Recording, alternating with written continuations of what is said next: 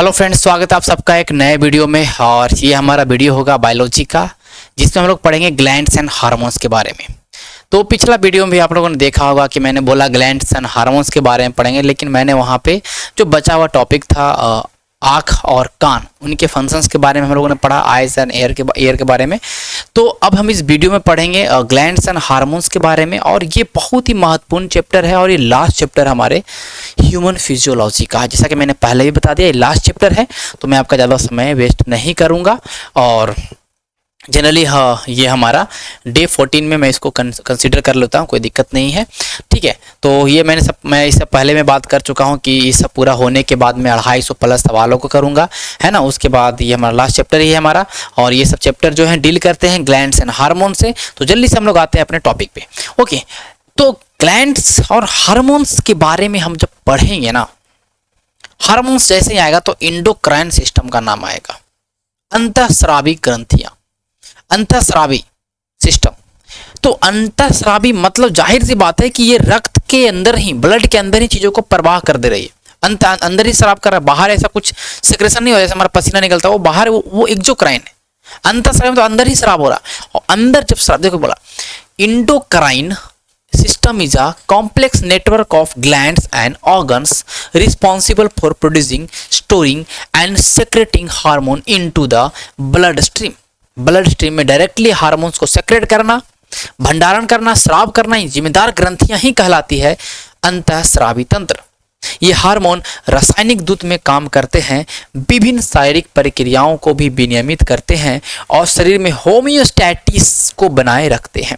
होमियोस्टैटिस के बारे में मैंने पहले बताया कि होमियोस्टैटिस मतलब हमारा शरीर का एक संतुलन होता है, कितना हमारे शरीर में पानी होगा, कितना ब्लड होगा, क्या क्या, कौन सा केमिकल, कौन सा न्यूट्रिएंट कितना क्या होगा, उस सबको मेंटेन करने का काम करता है होमियोस्टैटिक्स। और ये हार्मोन जो कहीं ना कहीं एक केमिकल मैसेंजर की तरह काम करता है, हम आगे समझेंगे, अभी यहाँ डरना नहीं है। अभी आप समझिए कि जो हार्मोन है एक रासायनिक दूत है, केमिकल मैसेंजर पहुंचाता है। अभी हम हार्मोन्स के बारे में समझेंगे कि हार्मोन्स क्या होता है आगे। ये जनरली ठीक है, ये डिफिनेशन है, कोई एग्जाम में नहीं पूछेगा आपका, बट हमें समझना, ठीक है। ये तो हम लोग ह्यूमन आई के बारे में पढ़ लिया, तो ये स्लाइड हटाता हूँ, ठीक है। अच्छा तरीके से मैंने पढ़ा होगा, आपने वीडियो देखा होगा, सबको समझ में आएगा, नोट्स बनाया होगा तब क्लियर होगा, ठीक है। ये ठीक है, ओके। तो जब हम लोग पढ़ेंगे उससे पहले हम लोग समझेंगे टाइप ऑफ ग्लैंड्स, हमारे शरीर में कितने तरह के ग्रंथियां हैं, ग्रंथियों के प्रकार। तो एक होगा अंतःस्रावी इंडोक्राइन ग्लैंड, एक आपका है एक्सोक्राइन, एक है मिक्स ग्लैंड। तो अंतःस्रावी ग्रंथियां वैसे ग्रंथियां होंगी जो जिनके पास कोई नलिका नहीं होगा, नलिका मतलब कोई डक्ट नहीं होगा, कोई पाइप नहीं होगा, कोई स्पेशल पाइप नहीं कि इस पाइप के माध्यम से चारों तरफ वो हार्मोन को स्रावन कर रही है, नहीं, वो डायरेक्टली ब्लड स्ट्रीम में, डायरेक्टली ब्लड में आपका हार्मोन डाल दे रही है ना। तो ये अंतःस्रावी ग्रंथियां, जिनको हम लोग डक्टलेस भी बोलते हैं, डक्ट है ही नहीं। और एक्सोक्राइन जस्ट उल्टा होगा, इसके पास डक्ट होगा।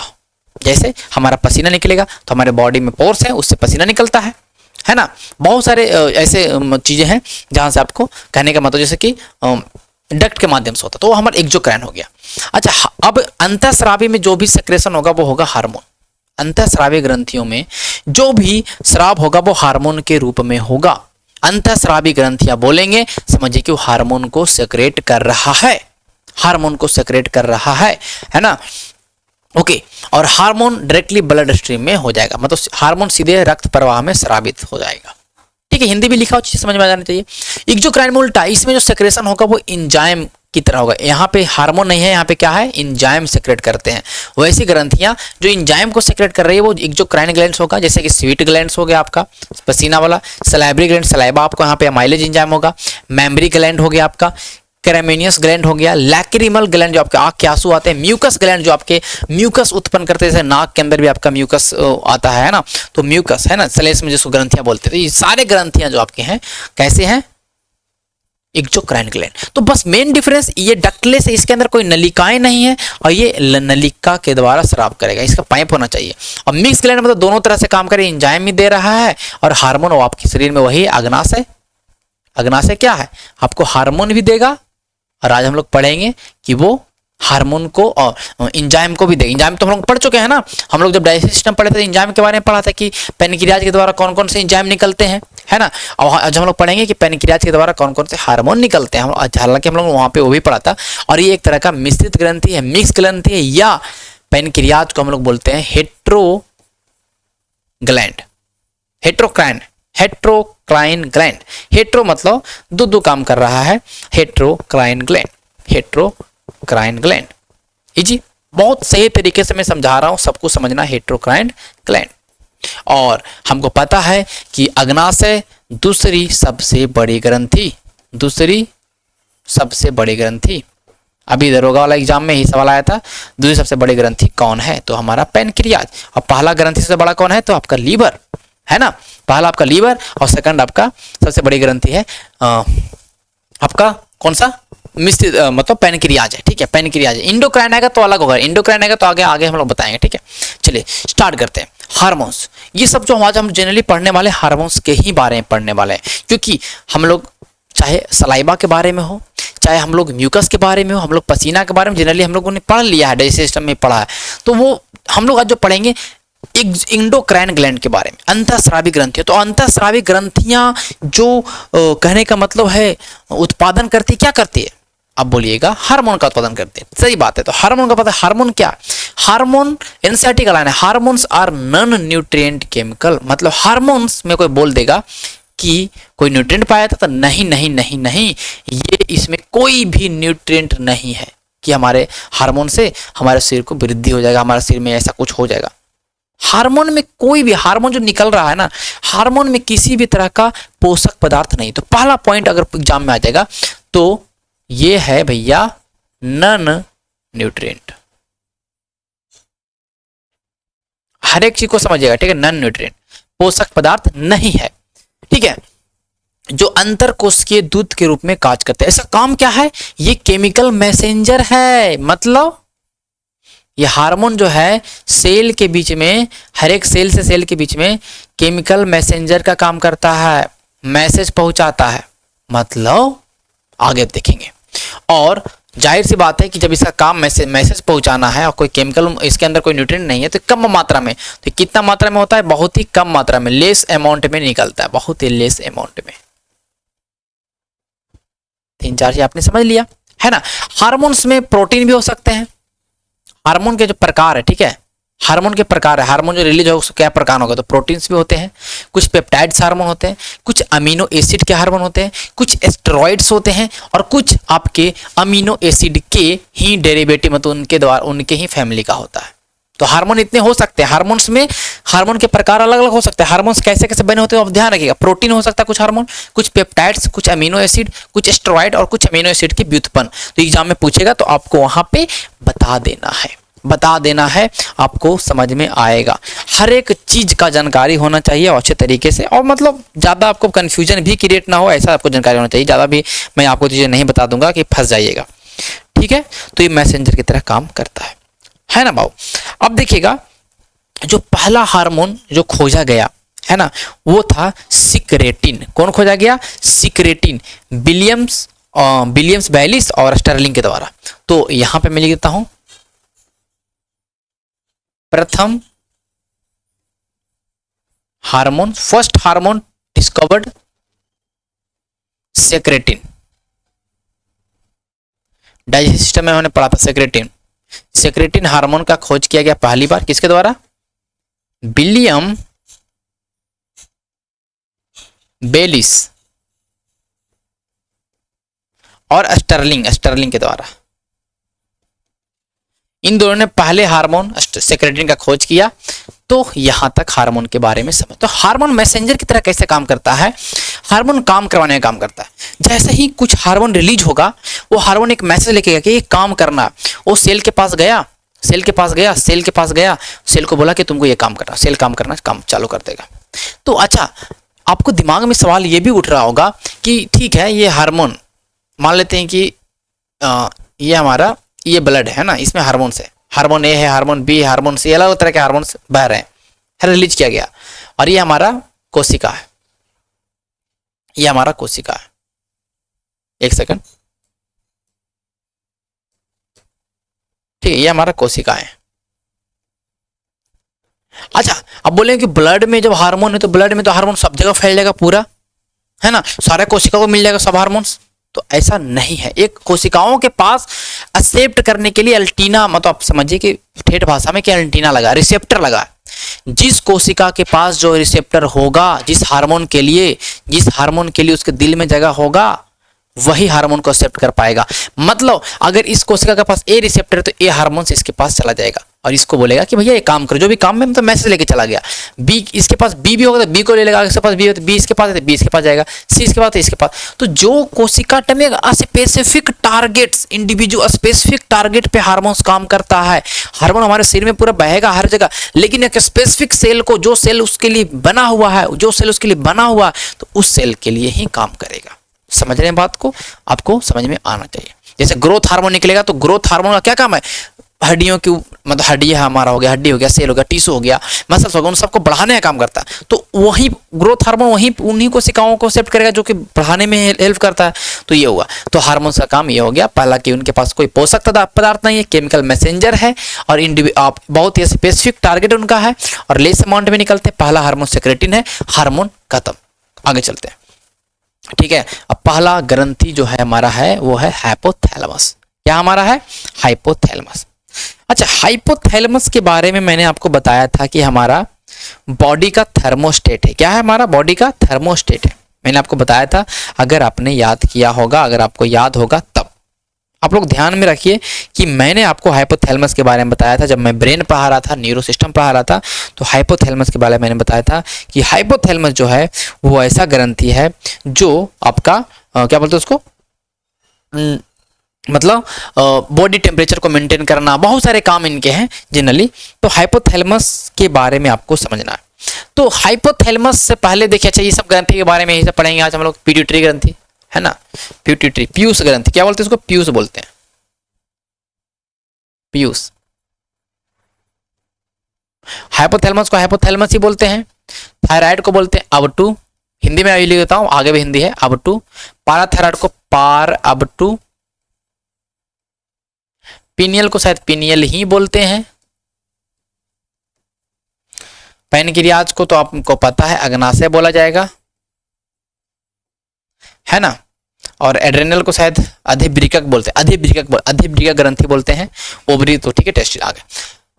तो हाइपोथैलेमस, अच्छा हम लोग पढ़ते हैं मास्टर ग्रंथि, तो बोलते होंगे आप पीयूष ग्रंथि को बोलते हैं मास्टर ग्रंथि, क्योंकि सारा कंट्रोल इसी से है, सारा काम इसी, ये बहुत सारे सेक्रेशन, एंजाइम का सेक्रेशन, मतलब बहुत सारे हार्मोन का सेक्रेशन करता है। तो मास्टर ग्रंथि तो पिट्यूटरी है, लेकिन इसका भी बाप, इसका भी मास्टर है, सुपर मास्टर, वो है हाइपोथैलेमस। तो हाइपोथैलेमस को बारे में ध्यान में रखिएगा, ये है सुपर मास्टर, सुपर मास्टर ग्रंथि, पहला बात है ना, हाइपोथैलेमस। ठीक है, ये हाइपोथैलेमस जाकर सुपर मास्टर ग्रंथि है। ओके, देखिए हाइपोथैलेमस का दो काम है, एक तो रिलीजिंग हार्मोन आरएच,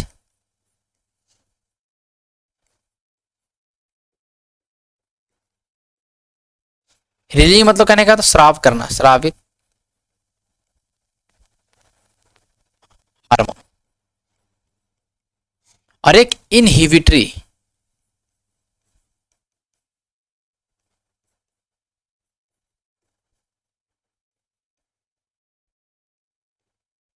है ना। इनहिबिटरी हार्मोन मतलब रोकना, रोकने वाला हार्मोन, रोकने वाला। तो ये दो तरह के हार्मोन्स को करेगा रिलीज, मतलब दो तरह के काम इनके, एक रिलीजिंग हार्मोन को सेक्रेट करना, एक इनहिबिटरी हार्मोन को सेक्रेट करना। मतलब ये हाइपोथैलेमस मतलब सुपर मास्टर है, सुपर मास्टर है, मतलब ये पिट्यूटरी ग्रंथि उसकी जो नीचे उसी को कंट्रोल करता है ये।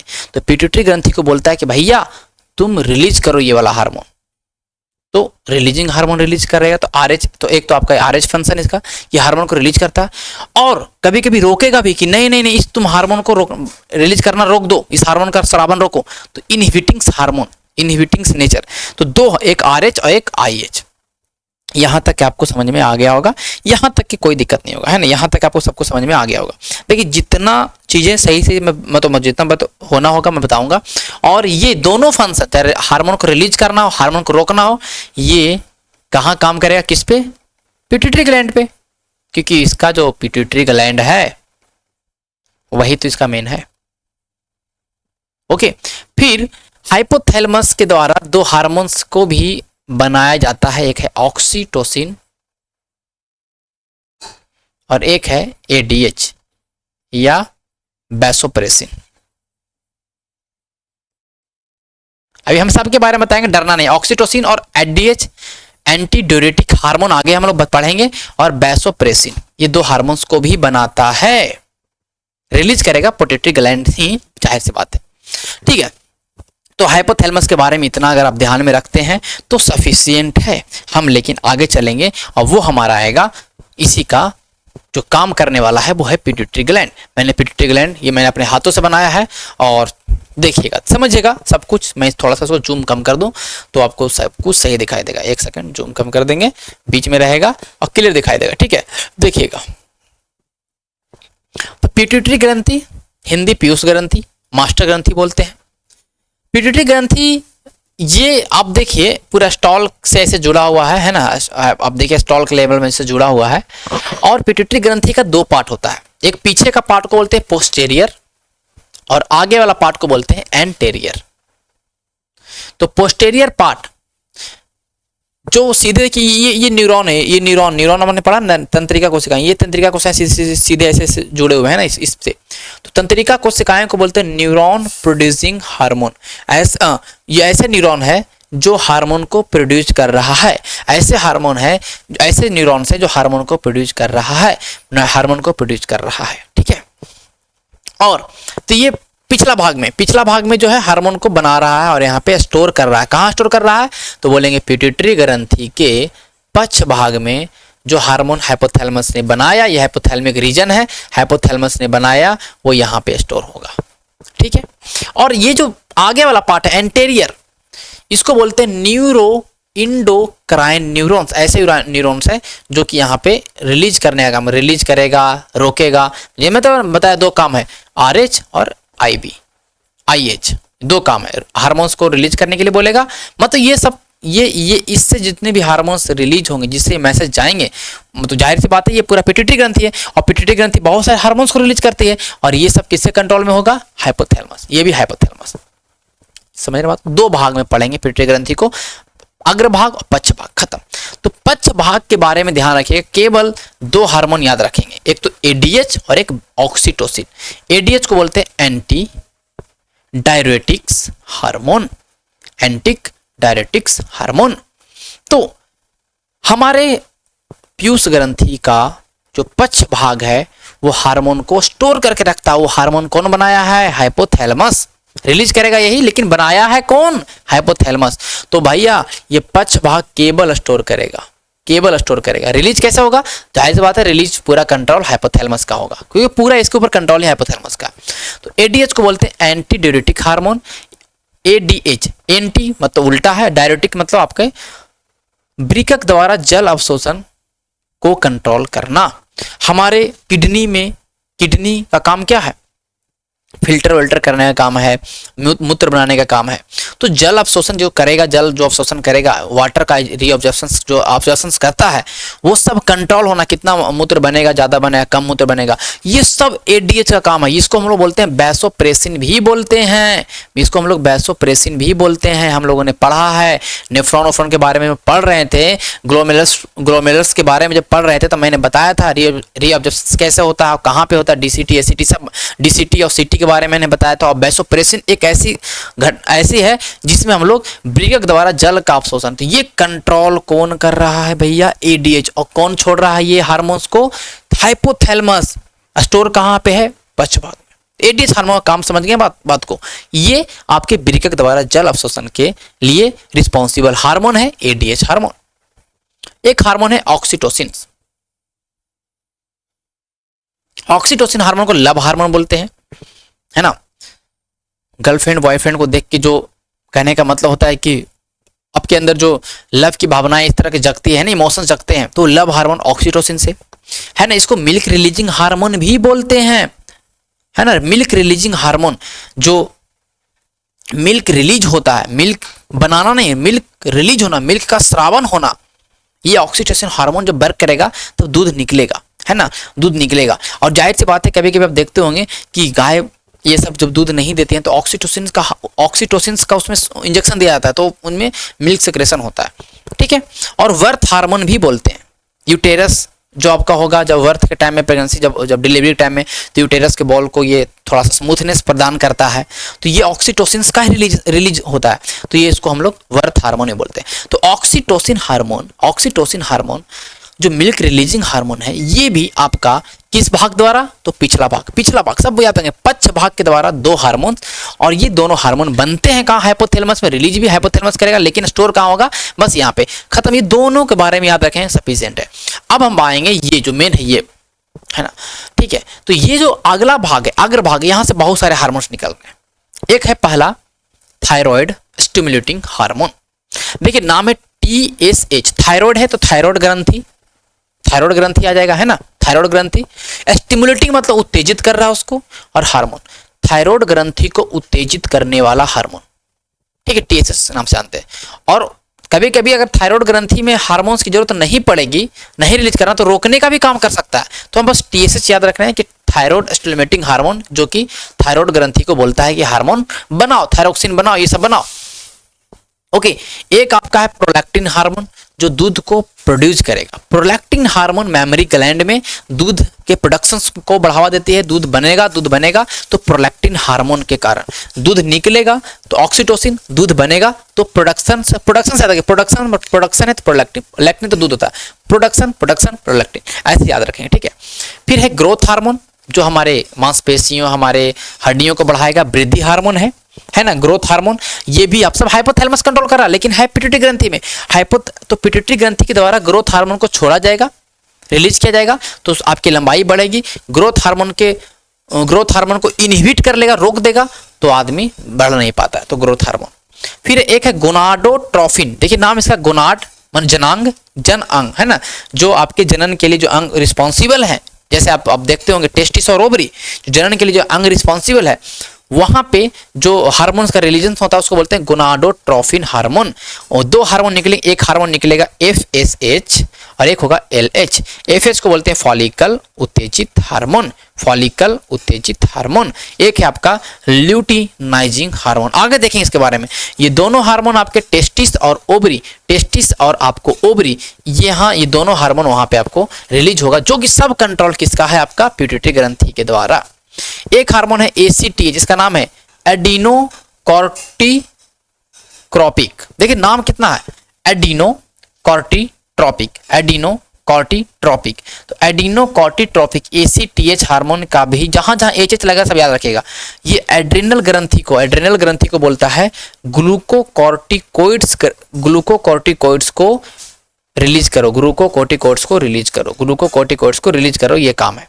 तो ये सारे हार्मोन्स के बारे में आपको बस नाम याद रखना है कि कहाँ पे, अगर थायराइड आएगा तो समझ जाएंगे थायराइड में है, प्रोलैक्टिन आएगा तो दूध उत्पादन कर रहा है, ग्रोथ हार्मोन है तो हमारी वृद्धि कर रहा है, गोनाडोट्रोफिन, गोनाड लग गया, जनंग है, मतलब कहने का टेस्टिस और ओवरी में आपको है ना, और आप FSH और LH हो गया। अब एडिनोकॉर्टिकोट्रोपिक होगा तो ध्यान में रखिएगा, कॉर्टी यहाँ पे कॉर्टी लगा है तो यहाँ पे ग्लूकोकॉर्टिकोइड्स हार्मोन्स को रिलीज करने के लिए बोलेगा, किसको, एड्रिनल को, किसको बोलेगा, एड्रिनल ग्रंथि को बोलेगा, है ना। ये आपको ध्यान में होना चाहिए, ठीक है। अब इसी का मैं थोड़ा सा एक अलग इमेज लगाया हूँ, आपको यहाँ समझ में आ रहा है। देखिए पीछे वाला भाग है तो दो ही हार्मोन है ना, ऑक्सीटोसिन है जो दूध को स्रावन में है, और एक ADH है जो किडनी को बोलेगा कि भैया जल का अवशोषण करे, और इसी ऑक्सीटोसिन से हमारा लेबर पेन में भी हेल्प होता है, जब हमारा दर्द होता है, मींस डिलीवरी के टाइम यूटेरस को स्मूथ बनाता है, ठीक है। फिर हम लोगों ने यहाँ देखा कि THS जिसको थायराइड बोलते हैं, थायराइड ग्रंथि को बोलेगा भैया कि बनाओ हार्मोन, है ना, और ठीक है। फिर आपका जब ACTH हार्मोन होगा तो बोलेगा एड्रेनस को भैया कि तुम हार्मोन बनाओ ग्लूकोकॉर्टिकोइड्स। प्रोलैक्टिन है तो प्रोडक्शन करेगा दूध का, और ग्रोथ हार्मोन है तो हमारे हड्डियों को बढ़ाएगा, है ना, ये सब को बढ़ाएगा। और गोनाडोट्रोफिन है तो मैंने बताया कि जनांग है, मतलब जनन के लिए जो रिस्पॉन्सिबल है ओवरी और टेस्टिस को बोलेगा। ये सारे आपके समझ में आ गया होगा, कोई बहुत बड़ा चीज़ नहीं है, आराम से ईजी रूप से आप याद कर सकते हैं, ठीक है। ये फिर मैंने एक और इमेज लाया, जितना ज़्यादा इमेज हो सकता है मैं आपको लगा देता हूँ, ठीक है, कि आपको समझ में अच्छे तरीके से आए।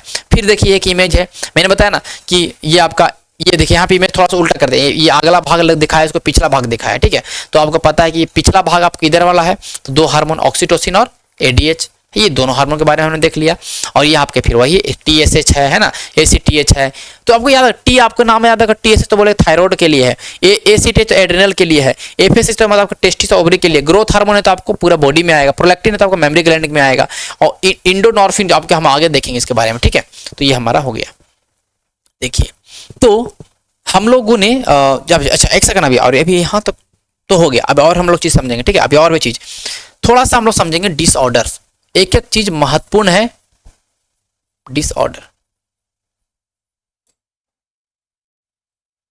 देखिए, डिसऑर्डर मीन्स आप समझिए कि जब हाइपोथैलेमस ग्रंथि में किसी तरह का प्रॉब्लम होगा, या हाइपोथैलेमस ग्रंथि अगर हार्मोन का प्रोडक्शन नहीं करती है तो क्या क्या परेशानी हो सकता है, हम लोग उसको समझेंगे, ठीक है। हम लोग उसको समझेंगे जो कि जरूरी है, ठीक है। बात को समझिएगा एक एक चीज।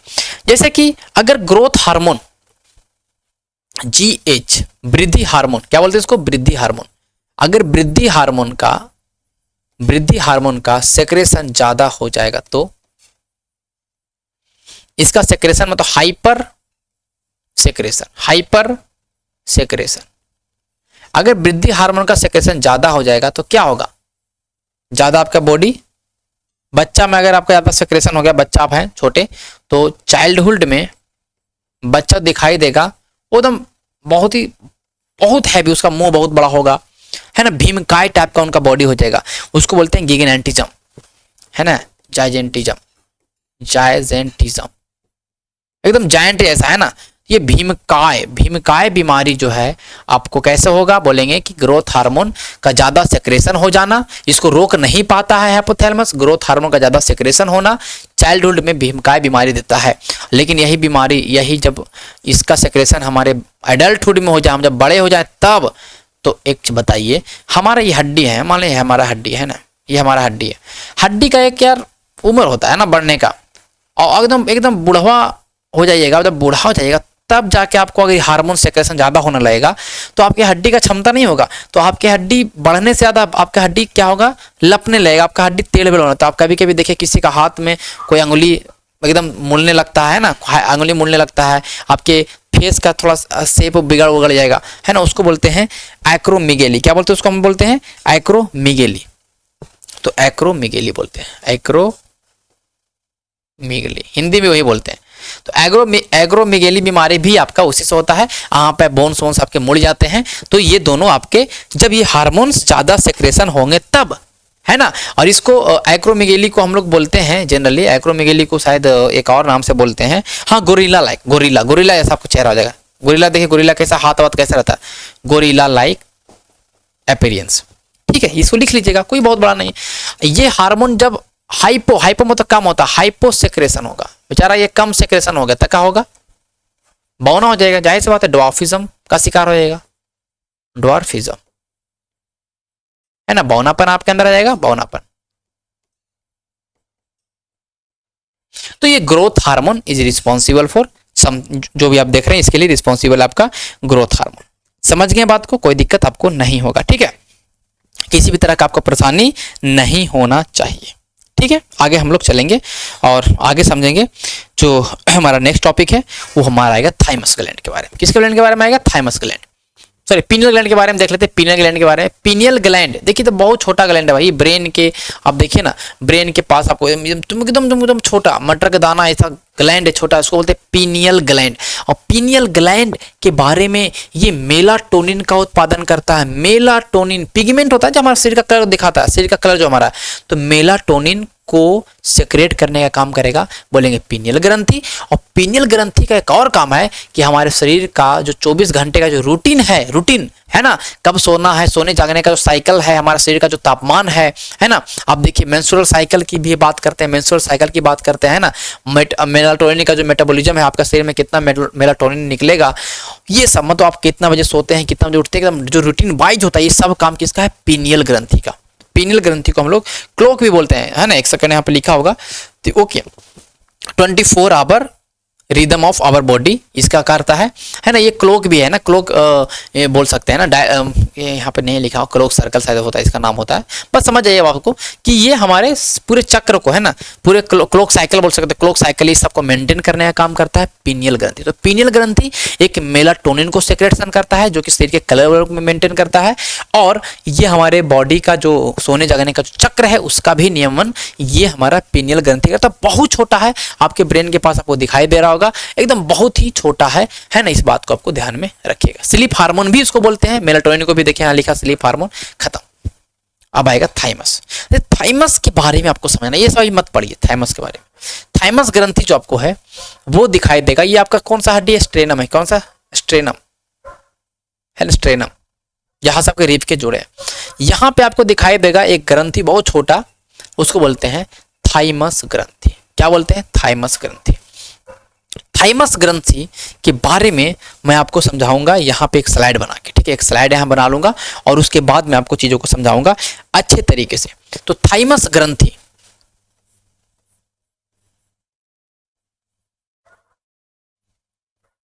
थाइमस ग्रंथि, ठीक है। थाइमस ग्रंथि को हिंदी में शायद थाइमस ही बोलते होंगे, एक सेकंड में देख लूं, क्या नाम चेंज होगा तो पता नहीं, नहीं यहाँ पे तो लिखा हुआ नहीं है, ठीक है। थाइमस ग्रंथि को ठीक है वही बोलते हैं, ठीक है, थाइमस ही बोलते हैं। और ये हार्मोन जो बनाता है उसको बोलते हैं thymosin hormone, thymosin hormone. Thymus ग्रंथि के द्वारा बनाया जाने वाला एक पेप्टाइड हार्मोन थाइमोसिन हार्मोन है। और ये थाइमोसिन हार्मोन डायरेक्ट करता है, निर्देश देता है, डायरेक्ट मतलब निर्देश देता है, डायरेक्शन मतलब डायरेक्ट करता है किसको, WBC को, WBC को, ठीक है। तो थाइमोसिन हार्मोन WBC को डायरेक्ट करता है ना, डायरेक्ट WBC को डायरेक्ट करता है थाइमोसिन हार्मोन। कि तुम कहने का मतलब है कि मतलब अब देखिए, आप WBC के बारे में मैं आपको बताता हूँ आगे, अभी आगे चलूंगा तो समझ में आएगा, ठीक है। देखिए, ठीक है, देखिए ये आपका हड्डी, आपको पता है हड्डी का जो बोन मैरो होता है वही हमारा वहां से बनता है, हमारा सारे cell, red blood cell, white blood cell, है ना, बोन मैरो। और बोन मैरो में आपको पता है येलो बोन मैरो होता है, येलो बोन मैरो मैंने बताया था। येलो बोन मैरो जो होता है हमारे हड्डी का, जो येलो बोन मैरो जो होता है, अस्थि मज्जा जो होता है, पीला वाला भाग, वो बनाता है WBC। तो WBC में आपको पता है लिम्फोसाइट्स होते हैं, मैंने बताया आपको लिम्फोसाइट,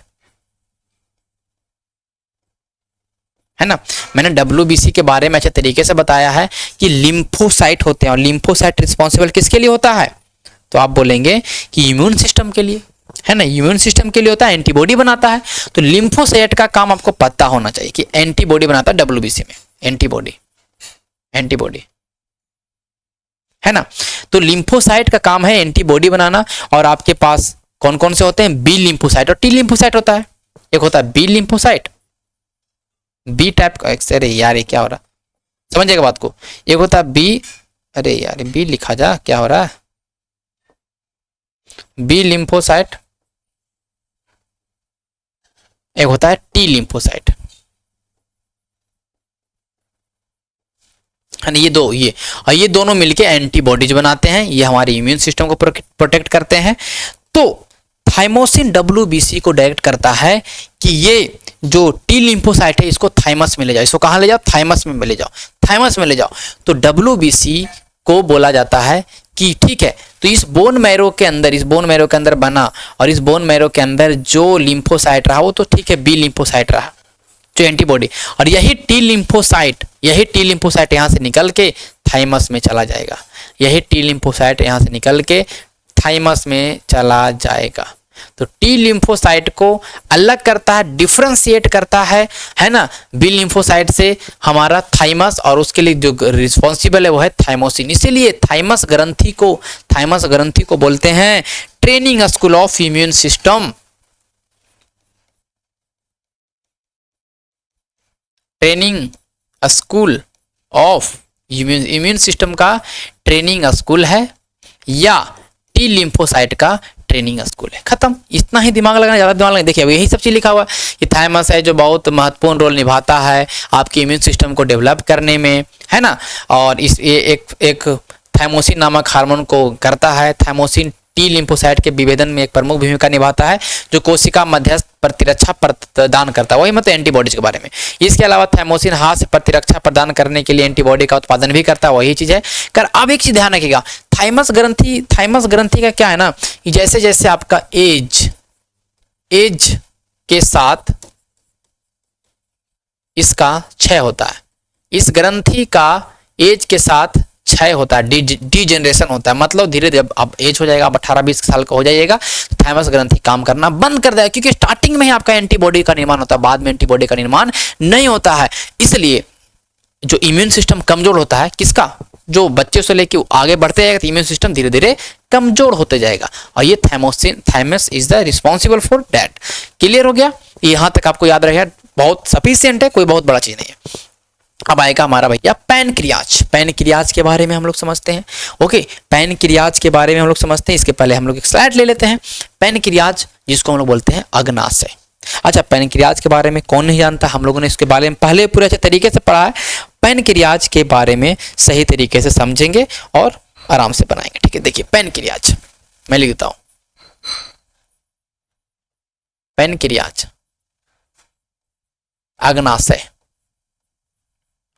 अग्नाशय है, ठीक है। एक ऐसा ग्लैंड है, तो आप बोलेंगे कि हेट्रोक्राइन। हेट्रो मतलब ये दोनों तरह का भाई श्रावण कर रहा है, हेट्रोक्राइन ग्लैंड। मतलब एक तो ये इंजाइम का श्रावण कर रहा है और एक तो ये आपके हार्मोन्स का श्रावण कर रहा है। इंजाइम का श्रावण ये 99% करता है, लगभग 1% मात्र अपना जो श्रावण में हार्मोन होता है। वो हार्मोन में आपको पता है जो श्रावण होता है वो आपका होता है इजलेट ऑफ लैंगरहांस के द्वारा। लैंगरहांस की द्वीप बोलते हैं द्वीप है ना, आइलैंड।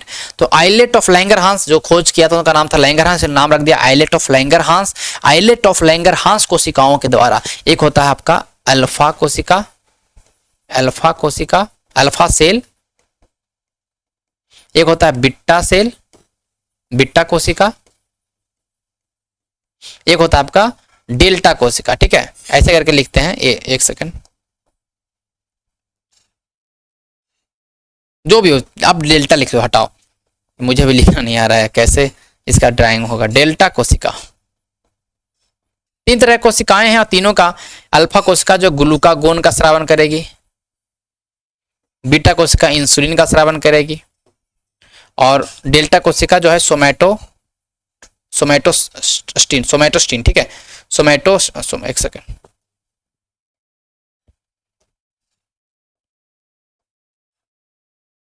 सोमैटोसिन का, ठीक है। ओके, तो अल्फा बीटा डेल्टा 3 कोशिकाएं हैं, तीनों अलग अलग, जैसे कि सोमैटोसिन का है, ग्लूकागोन का, इंसुलिन का, अलग अलग का स्रावन करती है और वो हार्मोन से। बाकी पेन इंजाइम तो हम लोग सब पढ़ चुके हैं ना यार, कि पेनक्रियाज के अंदर कौन कौन से इंजाइम होते हैं, उसको हम लोग आप पढ़ेंगे भी नहीं। कि पेनक्रियाटिक जूस जो होता है हम लोगों ने डाइजेस्ट सिस्टम में पढ़ा था, यहाँ पे आपका समय मैं वेस्ट नहीं करूंगा, ठीक है। यहाँ पे आपका समय वेस्ट नहीं करूंगा। अब मैं आपको समझाऊंगा। देखिए अल्फा कोशिका ग्लूकागोन मतलब ग्लूकोज के मात्रा को बढ़ाने का काम करता है ग्लूकागोन। इंसुलिन ग्लूकोज की मात्रा को कम करेगा। अभी हम लोग इसके बारे में लिखेंगे, ठीक है, यहाँ पे, ठीक है। देखिएगा, तो इधर है ग्लूकागोन,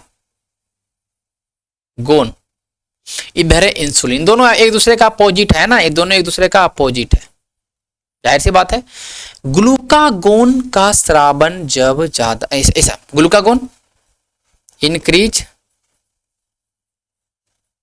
ब्लड शुगर लेवल, ज्यादा ग्लूकोज होगा तो शुगर लेवल हमारे ब्लड में बढ़ जाएगा। Insulin decrease blood sugar level, normal सी बात है। क्योंकि ये ग्लूकोज के मात्रा को कम करेगा, ये ग्लूकोज की मात्रा को बढ़ा देगा, तो ब्लड शुगर बढ़ेगा, ब्लड शुगर बढ़ेगा, ब्लड में कितना शुगर का मात्रा होगा ये आपको समझ में आ जाएगा। तो ग्लूकोज की मात्रा जब बढ़ जाएगा, ग्लूकागोन ज्यादा स्रावन हो रहा है तो ग्लूकोज की मात्रा को एकदम दबा दबा के बढ़ाएगा और ज्यादा ब्लड में शुगर लेवल हो जाएगा, इसको बोलेंगे हाइपरग्लाइसेमिक इफेक्ट। हाइपर है मतलब ज्यादा और ग्लाइसेमिक मतलब ग्लूकोज की मात्रा। इसको क्या बोलेंगे, इसको बोलेंगे हाइपो, क्योंकि ये ग्लूकोज की मात्रा को कम कर रहा, हाइपो ग्लाइसेमिक इफेक्ट। देखिए पूरा पढ़िएगा ना तभी समझ में आएगा। तो ये हो गया, ठीक है, ये आपका काम है जो कि जनरली हम लोग समझते हैं। अभी हम लोग एक और चीज समझेंगे, कि ग्लूकोज की मात्रा हमारे ब्लड में, मान लेते हैं हमारा ब्लड है, इसमें एक्सेस ग्लूकोज या शुगर है तो क्या होगा। तो इस केस में इंसुलिन क्या करेगा, इंसुलिन क्या भैया, रोकता है, ग्लूकोज की मात्रा को कम करता है। इंसुलिन कोशिकाओं को बोलेगा ठीक है ऐसा करो, ये सब ग्लूकोज को ले जाओ, है ना। तो ये सेल को अपटेक, सेल जो ग्लूकोज को लेके जो बनाएगा एनर्जी उसको बढ़ा देगा। सेल को बोलेगा कि यहां से ग्लूकोज ले जाओ, बनाओ एनर्जी, जितना खाना ग्लूकोज खाओ। तो सेल को ग्लूकोज के अपटेक, जो अपटेक करने का होगा उसको बढ़ा देगा, है ना, उसको इंक्रीज कर देगा। कौन, इंसुलिन, क्योंकि उसको ग्लूकोज की मात्रा को भैया मेंटेन रखना है, ज्यादा नहीं बढ़ने देना। और क्या करेगा, और इसी ग्लूकोज को स्टोर कर देगा, कहां, ग्लाइकोजेन के रूप में। तो ग्लूकोज को ग्लाइकोजेन बना देना, है ना। स्टोर कहां करता है, आपको पता है कि हमारा जो ग्लाइकोजेन है वो हमारा लीवर में स्टोर होता है। तो ग्लाइकोजेन में, ग्लूकोज को ग्लाइकोजेन में कन्वर्ट कर देना ग्लाइकोजिनेसिस कहलाता है, ग्लाइकोजिनेसिस कहलाता है। एक एक पॉइंट मैं बताऊंगा, है ना।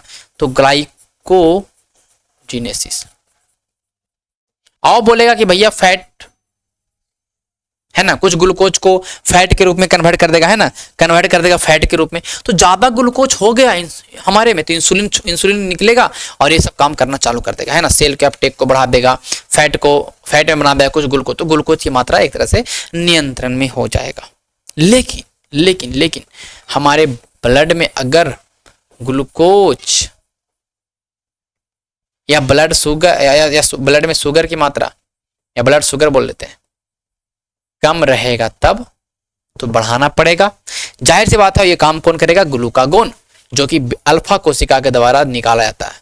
तो ग्लूकागोन पहले करेगा कि सेल को बोलेगा भैया अब नहीं, सेल के द्वारा जो ग्लूकोज लिया जा रहा था उसको कम कर देगा। फिर दूसरा, ये जो ग्लाइकोजेन था इसको तोड़ के ग्लूकोज बनाएगा। ग्लूकोज चाहिए उसको, तो ग्लाइकोजेन को तोड़ के, ग्लाइकोजेन जो कि लीवर में था, जो कि स्टोर, हम लोग जनरली जब खाना जो हमारे बॉडी में स्टोर होता है वो ग्लाइकोजेन के रूप में होता है। तो हमें जब भूख लगेगा, हमारे पास खाना नहीं, तो वही ग्लूकोज की मात्रा कम रहा तो तोड़ेगा, उसी को ग्लाइकोजेन को तोड़ेगा ग्लूकोज के रूप में, उसको बोलते हैं ग्लूकोजेनोलाइसिस। ग्लूकोज में कन्वर्ट तोड़ा गया तो ग्लूकोजेनोलाइसिस, है ना, क्योंकि ग्लूकागोन को आपने तोड़ा, है ना, ग्लाइकोजेन को आपने तोड़ा, तो ग्लूकोजेनोलाइसिस। ये आपके काम होते हैं आपके, मतलब जब आपके अंदर लो शुगर हो जाएगा, लो शुगर नहीं रहेगा तब, है ना। तो ये आपका हो गया, ठीक है। ये आपका तो दोनों का क्या इफेक्ट है, दोनों एक दूसरे का अपोजिट नहीं है। इंसुलिन और ग्लूकागोन दोनों का अपोजिट, सवाल में अगर आएगा एक दूसरे का अपोजिट वाला तो आपको ध्यान में रखिएगा कि एंटागोनिस्ट है इंसुलिन और ग्लूकागोन। यही बात है, यहाँ पे कुछ नहीं लिखा है, वही जो मैंने पढ़ाया वही लिखा है, पढ़ लीजिए। कह रहा है कि ग्लूकागोन जो है आपके लीवर सेल पे काम करता है। जाहिर सी बात है कि ग्लूकागोन जो लीवर सेल पे काम किया ना, लीवर सेल ही को ही तो बोला कि भैया ग्लूकोज को, ग्लाइकोजन जो स्टोर करके रखा उसको तोड़ के बनाओ ग्लूकोज, तो ये लिखा हुआ। और ग्लाइकोजेनोलाइसिस प्रक्रिया को बढ़ाता है और ब्लड शुगर बढ़ाता है, इसको हम लोग हाइपरग्लाइसेमिया बोलेंगे। हाइपर में ज्यादा हो गया शुगर, और अल्फा सेल ही सेक्रेट करता है ग्लूकागोन को, है ना, इसके बारे में, ठीक है। तो ये हमारा हो गया। और हम लोग इंसुलिन के बारे में तो हम लोग समझ ही लिए, पढ़े लिए। और ये देखिए यही प्रोसेस है, पेनक्रियाज के द्वारा आपको ग्लूकागोन का स्रावन होगा तो लीवर में ग्लाइकोजेन को तोड़ के ग्लूकोज बनाएगा। इंसुलिन का स्रावन होगा तो इस ग्लूकोज को ग्लाइकोजेन में कन्वर्ट करवाएगा। और जब ये इंसुलिन स्रावन होगा तो इन कोशिका टिश्यू को बोलेगा भैया कि इस्तेमाल करो ग्लूकोज को, इस्तेमाल करेगा तो हमारे ब्लड में शुगर लेवल कम जाएगा। और यही शुगर लेवल हमारे ब्लड में कमेगा तो जाहिर सी बात है ग्लूकागोन फिर से रिलीज होगा। और ग्लूकागोन रिलीज होना मतलब ये बोलेगा कि जो मतलब कहने का मतलब है कि ग्लूकोज में कन्वर्ट करो ग्लाइकोजन को, और ग्लूकोज कन्वर्ट होगा तो शुगर बढ़ जाएगा मात्रा। तो ये सब प्रोसेस है जो कि हमें याद रखना है, कोई बहुत बड़ा चीज नहीं है। अब हम बात करेंगे थायराइड ग्लैंड के बारे में। किसके बारे में? थायराइड ग्लैंड के बारे में बात करेंगे, थायराइड ग्लैंड के बारे में, ठीक है। ओके, अच्छा एक चीज और मैंने यहाँ पे छोड़ दिया, एक चीज छूट जाता है यार। ठीक है, यहाँ पे जगह है तो यहाँ पे कर लेंगे, नहीं यहाँ पे जगह है नहीं। ठीक है, लिखिएगा उसको, ठीक है, आपको लिखिएगा एक चीज, ठीक है, यहाँ पे अब लिखना है ना भाई कि इंसुलिन हमारे बॉडी में अगर कम गया तो इंसुलिन के मतलब इंसुलिन का स्रावन ही नहीं हो रहा है, इंसुलिन का डिमेरिट हो गया, मतलब मैंने बताया कि कुछ डिसऑर्डर्स, इंसुलिन का स्रावन ही नहीं हो रहा है, तो क्या बोलेंगे, बोलेंगे पहला बात इसका नाम क्या रखेंगे, जब इंसुलिन का स्रावन नहीं हो रहा, स्रावन मतलब नहीं हो रहा, कम हो रहा या नहीं हो रहा, तो हाइपोसेक्रेशन, हमारे बॉडी में इंसुलिन बहुत ही कम बन रहा है, तो हाइपोसेक्रेशन, हाइपो मतलब कम और सेक्रेशन क्या होगा, आप बोलेंगे कि ब्लड में शुगर बढ़ जाएगा। क्यों? इंसुलिन का काम था शुगर को रोकना, और ग्लूकोज की मात्रा दबा के बढ़ गया, मतलब ब्लड में शुगर फैल गया, और ब्लड में शुगर फैल गया तो इसको क्या बोलते हैं, बोलेंगे hyperglycaemia, hyperglycaemia, hyper हो गया, ज्यादा हो गया ग्लूकोज की मात्रा, क्योंकि इंसुलिन काम ही नहीं कर रहा, इंसुलिन काम ही नहीं कर रहा, और इंसुलिन काम नहीं कर रहा है तो ज्यादा चीनी आ गया मात्रा में, चीनी बीमारी हो गया, डायबिटीज मिलेटस, डायबिटीज मिलेटस, बहुत बीमारी ऐसा है सबको डायबिटीज, अधिकतर लोगों को डायबिटीज हो जाता है। ओके, और डायबिटीज हो गया तो बताइए क्या हो रहा है, डायबिटीज हो गया मतलब आपके अंदर इंसुलिन नहीं बन रहा है, आपकी जो बिट्टा कोशिकाएं थी वो आपसे नाराज हो गई है, वो इंसुलिन को बना नहीं रहा है, इंसुलिन को बना नहीं रहा। दो तरह के होता है डायबिटीज, डॉक्टर नहीं बनेगा लेकिन मैं बता देता हूँ, ठीक है, एक टाइप 1 और टाइप 2, सब कुछ बताना ना, टाइप 1 एंड टाइप 2। तो टाइप 1 में तो क्या होता है ना कि बिट्टा सेल जो है, आपके जो बिट्टा कोशिकाएं है वो इंसुलिन का स्रावन नहीं कर रही है, इंसुलिन कम उत्पन्न कर रही है, तो हम बाहर से इंसुलिन ले सकते हैं, जाहिर सी बात है कि हम बाहर से इंसुलिन जो इंजेक्शन होता है इंसुलिन बाहर से ले सकते हैं, क्योंकि हमारा बीटा सेल नाराज है, ज्यादा स्रावन नहीं कर रही है हमारा इंसुलिन का, तो हम इंसुलिन बाहर से लेके पूर्ति कर लेंगे। ये टाइप 1 वाला बीमारी है। टाइप 1 में अगर होगा तो आप इसको बोलेंगे इंसुलिन डिपेंडेंट, इंसुलिन डिपेंडेंट है क्योंकि इंसुलिन के ऊपर काम कर रहा है, तो इंसुलिन इसको अगर बाहर से दे देंगे तो काम हो जाएगा। तो टाइप 1 में आपका जो बीटा सेल होगा, बीटा सेल होता है वो नष्ट होता है, बीटा सेल नष्ट होता है, मतलब ज्यादा बीटा सेल नष्ट होगा तो आपका नहीं आएगा। लेकिन टाइप 2 वाला खतरनाक है, इसमें क्या होता है कि बीटा सेल नहीं, ये कोशिका में रिसेप्टर नष्ट कर देगा।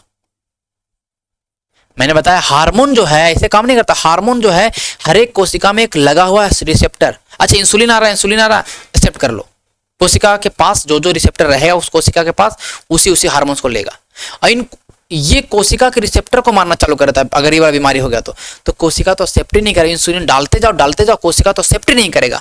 तो बीटा सेल जो टाइप 2 बीमारी है उसको बोलते हैं इंसुलिन इंडिपेंडेंट। यहाँ पे इंसुलिन का कोई मतलब नहीं, कितना भी इंसुलिन डिपेंड कर दो, तो इंसुलिन इंडिपेंडेंट खत्म। तो ये हो गया। तो ज्यादा इंसुलिन की मात्रा अगर इंसुलिन हमारे शरीर में नहीं होगा और इंसुलिन का स्रावन कम होगा तो डायबिटीज होगा, और ज्यादा इंसुलिन का स्रावन होना स्टार्ट हो जाएगा मतलब हमारे ब्लड में ग्लूकोज है ही नहीं, तो हम लोग मर भी जाएंगे, कोमा में चल जाएंगे, बेहोश हो जाएंगे, है ना। तो वो ठीक है, उसको बोलते हैं हम लोग हाइपर सेक्रेशन, है ना, हाइपर सेक्रेशन ऑफ इंसुलिन, है ना। और उस बीमारी को बोलेंगे हाइपोग्लाइसेमिया। हाइपोग्लाइसेमिया इसी का उल्टा हाइपोग्लाइसेमिया, है ना। हाइपरग्लाइसेमिया उसी का उल्टा हाइपो, ज्यादा कम हमारे शरीर में ग्लूकोज है तो हाइपो, ज्यादा है तो हाइपर, और ज्यादा सेक्रेशन कर रहा है तो हाइपर सेक्रेशन, और कम सेक्रेशन कर तो हाइपो ज्यादा, हाइपर मतलब कम। ये तो बहुत ही चीज है, ठीक है। ओके चलते हैं, अब हम लोग आज बात करेंगे थायराइड ग्लैंड। थायराइड ग्लैंड को बोलते हैं अब2, क्या बोलते हैं, अब2 ग्रंथि। सबसे बड़ा लार्जेस्ट इंडोक्राइन ग्लैंड, पहला नाम, सबसे बड़ा अंतःस्रावी ग्रंथि कौन है, तो आप बोलेंगे थायराइड ग्रंथि। थायराइड ग्रंथि क्या बोलेंगे आप, थायराइड ग्रंथि। और इसका आकार आप देख सकते हैं, ये है बटरफ्लाई शेप। कैसा शेप है, तो बोलेंगे ये कैसा है, बोलेंगे बटरफ्लाई या एच शेप भी तो है ना, H shape, butterfly H shape का आपको दिखाई देगा। जो ट्रैकिया है, ट्रैकिया के पास ये ग्रंथि दिखाई देगा और ये ग्रंथि आपका है कौन सा, थायराइड ग्रंथि, थायराइड ग्रंथि है ना, थायराइड ग्रंथि ऐसे ऐसे चिपका हुआ रहता है, ऐसा चिपका हुआ रहता है ना। और इसी के पीछे जो होता है पाराथायराइड, इसी ग्रंथि के पीछे 4 छोटे छोटे ग्रंथि होते हैं, उसको पाराथायराइड बोलते हैं, उसको पाराथायराइड बोलते हैं। देखिए इसी ग्रंथि के पीछे आपको दिखाई देगा, देखिए इसी ग्रंथि, ये आपका ये बटरफ्लाई से एच आकार का है और इसी के पीछे 4 ग्रंथि है, उसको बोलते हैं पाराथायराइड। अभी हम आगे आएंगे, ठीक है, अभी समझेंगे। तो थायराइड ग्रंथि जो है जनरली ये ग्रंथि को बोलते हैं मास्टर हार्मोन, इसके द्वारा जो हार्मोन्स रिलीज होता है उसको बोलते हैं master hormones, master hormone, master ग्रंथि नहीं, मास्टर, क्योंकि जो इसके द्वारा हार्मोन जो रिलीज होगा, जैसे मैं एक हार्मोन इसका है, उसका नाम है थायरोक्सिन। थायरोक्सिन 2 तरह के हार्मोन रिलीज, थायरोक्सिन में 2 तरह के आएंगे, एक तो आएगा tetra iodo thyronine T4, try आइडो थायरोनाइन जिसको T3। ये टेट्रा है तो 4 और ट्राई है तो 3, T4 और T3 नाम के थायरोक्सिन हार्मोन का स्रावन करती है हमारा थायराइड ग्लैंड, जिसमें T3 जो है वो एक्टिव होता है, हमेशा ये एक्टिव फेज में होता है, ये एक्टिव होता है ना, इस सेल से साथ काम करेगा, ये इनएक्टिव फेज में होता है, ये मेटाबॉलिज्म उतना हेल्प नहीं करेगा, इनएक्टिव। ये आपको बस थोड़ा सा नाम ध्यान में रखना है, ये हार्मोन एक्टिव होता है, ये हार्मोन इनएक्टिव होता है, इस बात को समझेंगे, ठीक है। थायरोक्सिन हार्मोन बहुत काम है यार, थायरोक्सिन हार्मोन का बहुत काम है। अब हमें नाम काम याद रखना है, ज्यादा दिमाग नहीं लगाना। थायरोक्सिन हार्मोन का बहुत सारा काम है, थायरोक्सिन हार्मोन का बहुत सारा काम है, इस बात को समझिएगा। एक तो ब्रेन डेवलपमेंट में हेल्प करता है ये,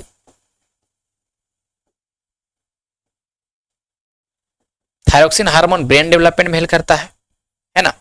ओके, अब जितना आप आयोडीन खाइएगा थायरोक्सिन हार्मोन उतना अच्छा रिलीज होगा। आयोडीन अगर आप नहीं खाएंगे तो आपके बॉडी में थायरोक्सिन हार्मोन का कमी हो जाएगा, क्योंकि थायरोक्सिन हार्मोन वहीं से बनता है। तो ब्रेन डेवलपमेंट में, बहुत सारे मेटाबॉलिज्म में, उपाचाय में, मेटाबॉलिज्म में, मतलब बहुत काम है यार। उपाचय बोलते हैं ना, जो भी हो। ओके, और भी जैसे आपका बोन के हेल्थ को, मसल्स के हेल्थ को बढ़ाना, बोन हेल्थ आपके हड्डियों के हेल्थ को बढ़ाएगा, है ना, मसल्स हेल्थ को। तो बहुत डाइवर्स फंक्शन, आप मान के चलिए ना कि मास्टर हार्मोन इसलिए बोलते हैं, इस थायरोक्सिन हार्मोन का बहुत काम है, दुनिया भर के काम है, बहुत सारा, है ना, बहुत सारा काम है, ये आपको ध्यान में होना चाहिए, ठीक है। अब इसी का एक और हार्मोन रिलीज होता है थायराइड के बाद, थायरोक्सिन तो आपने देख लिया, एक हार्मोन और है, उसका नाम है थायरोकैल्सिटिनोन, TCT, थायरोकैल्सिटिनोन। थायरोकैल्सिटिनोन हार्मोन का काम है कि हमारे बॉडी में कैल्शियम के लेवल को कम करना, कैल्शियम के लेवल को डिक्रीज करना, कैल्शियम आयन लेवल को रेगुलेट करना, मतलब डिक्रीज करके रखना, ज्यादा बढ़ने नहीं देना, डिक्रीज करना। और ये होता है TCT हार्मोन, जो कि थायराइड ग्लैंड के द्वारा आपको मतलब रिलीज किया जाता है, ठीक है, रिलीज किया जाता है। समझ गए भाई, यहां तक कोई दिक्कत नहीं होगा, ठीक है, यहां तक आपको समझ में आ गया होगा। और जाहिर सी बात है कि ज्यादा बड़ा नहीं। अब देखिए यहाँ मैंने लिखा T3, T4 और कैल्सिटोनिन, इसको बोलते हैं कैल्सिटोनिन भी बोलते हैं, है ना, TCT को। और एक यहाँ पे आगे हम लोग बढ़ेंगे तो हमारा आएगा, देखिए अच्छा यहाँ पे ठीक है। अच्छा, ये सब जो हार्मोन छोड़ रहा है, थायराइड हार्मोन, थायरोक्सिन को छोड़ना, ये सब किसके द्वारा काम होता है? ब्रेन में बैठा है हाइपोथैलेमस, और पिट्यूटरी के द्वारा कंट्रोल होता है। पिट्यूटरी का कौन सा भाग? आगे वाला भाग, एंटीरियर लोब्स। एंटीरियर लोब्स बोलता है TSH रिलीज, कौन सा रिलीज करता है? Thyroxine stimulating hormone, thyroid stimulating hormone. ये बोलेगा कि बाबू थायराइड जो हो, जो तुम इस हार्मोन को रिलीज करो, तो ये TSH इसके लिए रिस्पॉन्सिबल है। ये मैंने छोड़ दिया था, TSH रिस्पॉन्सिबल है, ध्यान में रखिएगा, ठीक है। TSH अभी हम लोग आगे बात भी किया था उसके पहले। पाराथायरॉयड ग्लैंड 4 होते हैं, जो इसी थायराइड ग्लैंड के बैक में आपको दिखाई देंगे 4, है ना। पाराथायरॉयड ग्लैंड एक हार्मोन को रिलीज करता है, उसको बोलते हैं पाराथायरॉयड हार्मोन, PTH। और PTH का काम है हमारे बॉडी में कैल्शियम आयन और कैल्शियम, मैं लिख देता हूं यहाँ पे, calcium ion and phosphorus, calcium और फास्फोरस के आयनों को बढ़ाता है, इंक्रीज। रेगुलेशन लिख दिया, तो ये दोनों मिलके, एक तो आपका TCT, एक TCT और एक आपका PT TH, दोनों रिस्पॉन्सिबल है कैल्शियम आयन को बढ़ाने घटाने में। तो एक घटा रहा है, एक बढ़ा रहा है, घटा रहा है, एक बढ़ा रहा है। तो कैल्शियम और फास्फोरस के आयनों को बढ़ाने घटाने का काम ये करता है। ठीक है, यहां तक आपको। तो हमारे ब्लड में कैल्शियम का लेवल कितना होगा उसको बढ़ाएगा कौन? PTH। देखिए, तो अब इसका हर एक चीज महत्वपूर्ण है। मैं एक एक चीज लिखता हूं ना, आपको समझना है कि भैया TCT और PTH दोनों एक दूसरे का विरोधी है, एंटागोनिस्ट है। मैंने पहले इंसुलिन और ग्लूकागोन के बारे में किया। तो TCT क्या करेगा? डिक्रीज, इसको कैल्सिटिनॉन भी बोलते हैं, डिक्रीज कम करेगा Ca plus in blood, blood में कैल्शियम आयन को कम करेगा। ये क्या करेगा? Increase Ca plus in blood. इसका इफेक्ट को बोलेंगे हाइपर कैल्शियम, इसके इफेक्ट को बोलेंगे हाइपोकैल्शियम। खत्म। तो ये चीजें बहुत नॉर्मल चीजें हैं, बहुत नॉर्मल। जैसे कि कैल्शियम चाहिए हमारे शरीर को, कैल्शियम कहां से लेगा? हमारे बॉडी में अगर कैल्शियम चाहिए, जाहिर सी बात है कि हमारे जो बोन को चाहिए कैल्शियम, और बोन को कैल्शियम कहां से मिलेगा? ब्लड से। और ब्लड में कैल्शियम कहां से आएगा? गट से, जो हम लोग खा रहे हैं वहां से जो कैल्शियम निकाल के लेगा। तो उस समय रिलीज होगा आपका PTH, है ना, उसमें रिलीज होगा PTH। और जब आपके कैल्शियम की मात्रा ज्यादा हो जाएगी, उसको कम करना हो, तो उसमें रिलीज होगा TCT रिलीज होगा। ये सब कौन काम कर रहा है? पिट्यूटरी ग्रंथि, उसके ऊपर हाइपोथैलेमस बैठा है ना, उसके ऊपर हाइपोथैलेमस बैठा। तो यहां तक आपको समझ में आ गया होगा, कोई किसी भी तरह का दिक्कत नहीं होगा। हमने पारा अबटू और अबटू ग्रंथि के बारे में हम लोगों ने समझ लिया। ठीक है, यहां तक हम लोगों ने समझ लिया। अब हमारा जो बचा है वो सेकंड लास्ट पार्ट है, वो आएगा एड्रेनल ग्रंथि। एड्रेनल मतलब अधिवृक्का ग्रंथि बोलते हैं, अधिवृक्का ग्रंथि बोलते हैं। अधिवृक्का ग्रंथि के बारे में ये छोड़ दीजिए, हम अभी आगे देखेंगे, इसको समझेंगे यहां से। ठीक है, यहां से देखिए, अधिवृक्का ग्रंथि में जनरली इनके दो पार्ट, किडनी के जस्ट ऊपर है ये, है ना, सुपर रेनल बोलते हैं इसको। एड्रीनल, रीनल लगा है मतलब समझिए किडनी, रीनल शब्द में मतलब renal artery, renal tubules, renal लगा मतलब किडनी, किडनी के ऊपर में ये ग्रंथि बैठा हुआ है, इसको एड्रीनल ग्रंथि बोलते हैं। अधिवृक्क, वृक्क के ऊपर में अधिवृक्क बोलते हैं। और इस ग्रंथि को आप देखिएगा तो दो पार्ट है, अंदर वाला पार्ट को बोलते हैं मेडुला और बाहर वाला पार्ट को बोलते हैं कॉर्टेक्स। अंदर वाला पार्ट को मेडुला और बाहर वाला पार्ट को बोलते हैं कॉर्टेक्स। समझ में आ गया था? कोई दिक्कत नहीं होगा। अंदर वाला को मेडुला और बाहर वाला को कॉर्टेक्स। तो बाहर मतलब अंदर वाला या मध्यांश बोलते थे, तो उसको बोलते हैं मध्यांश, और बाहर वाला को कॉर्टेक्स तो बलकुट, कॉर्टेक्स को बलकुट बोलते हैं। मैंने पहले ही बताया आपको जब मैं किडनी पढ़ा रहा था तब। ठीक है, समझ रहे बात को? अब इनके द्वारा कौन कौन से हार्मोन्स का सेक्रेशन होता है उसको हम लोग समझेंगे अच्छे तरीके से। ठीक है, उसको अच्छे तरीके से हम लोग समझेंगे, बहुत ही बेहतरीन तरीके से समझेंगे। अच्छा, ये फिगर के माध्यम से अगर आपको समझ में आता तो मैं इसके माध्यम से भी समझा देता, लेकिन मेरे हिसाब से इसको हम लोग एक पेज में बताते हैं ना, एक पेज में। देखिए ये पार्ट है, ये पार्ट है। ठीक है, देखिए बीच वाला भाग तो ठीक है, बीच वाला भाग मेडुला है, एकदम बीच वाला भाग, सेंटर वाला भाग मेडुला है ना, सेंटर वाला भाग क्या हमारा है? मेडुला है। तो उसको दिमाग में ज्यादा नहीं लगाना है, वहां पर से कुछ जो हार्मोन निकलेंगे उसको मैं बता दूंगा। लेकिन बाहर वाला पार्ट देखिए तीन तरह से, बाहर वाला पार्ट तीन तरह से है ना।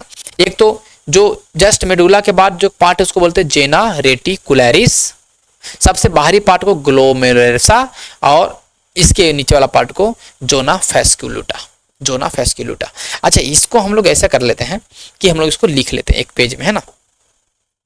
तो सबसे बाहरी मतलब आपका जो मेडुला के बाद सबसे जो मतलब बाहरी जो परत है मेडुला, उसके बाहर वाला परत कॉर्टेक्स, कॉर्टेक्स का सबसे पहला परत जो बाहरी परत है उसको बोलते हैं जोना ग्लैमरुलोसा।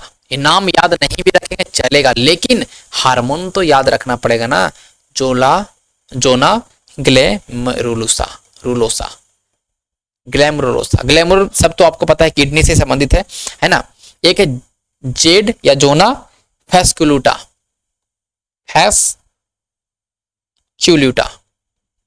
क्यूलोटा, नाम ऐसा ऐसा है ना, बस हमको हार्मोन समझना। ठीक है, और जेना रेटिकुलेटा, जेना रेटिकुलेटा जो भी नाम होगा, ठीक है, तीन पार्ट में। तो जेना ग्लोमेरुलोसा के द्वारा जो हार्मोन होता है उस हार्मोन को जनरली बोलते हैं हम लोग किस ग्रुप में बांटते हैं? मिनरेलो कोर्टिकोइड्स, है ना, मिनरेलो कोर्टिकोइड्स। और इसमें जो हार्मोन निकल देता है उस हार्मोन को बोलते हैं एल्डोस्टेरोन। आपने एल्डोस्टेरोन का नाम सुना होगा। तो एल्डोस्टेरोन हार्मोन आपको कहां से निकल रहा है? एड्रिनल ग्रंथि के जोना ग्लैमेरुलोसा पार्ट से। कौन सा हार्मोन है? एल्डोस्टेरोन। और एल्डोस्टेरोन हार्मोन आपके ब्लड प्रेशर बीपी को बढ़ाने में हेल्प करता है और हमारे बॉडी में सोडियम आयन के रीएब्जॉर्प्शन में हेल्प करता है।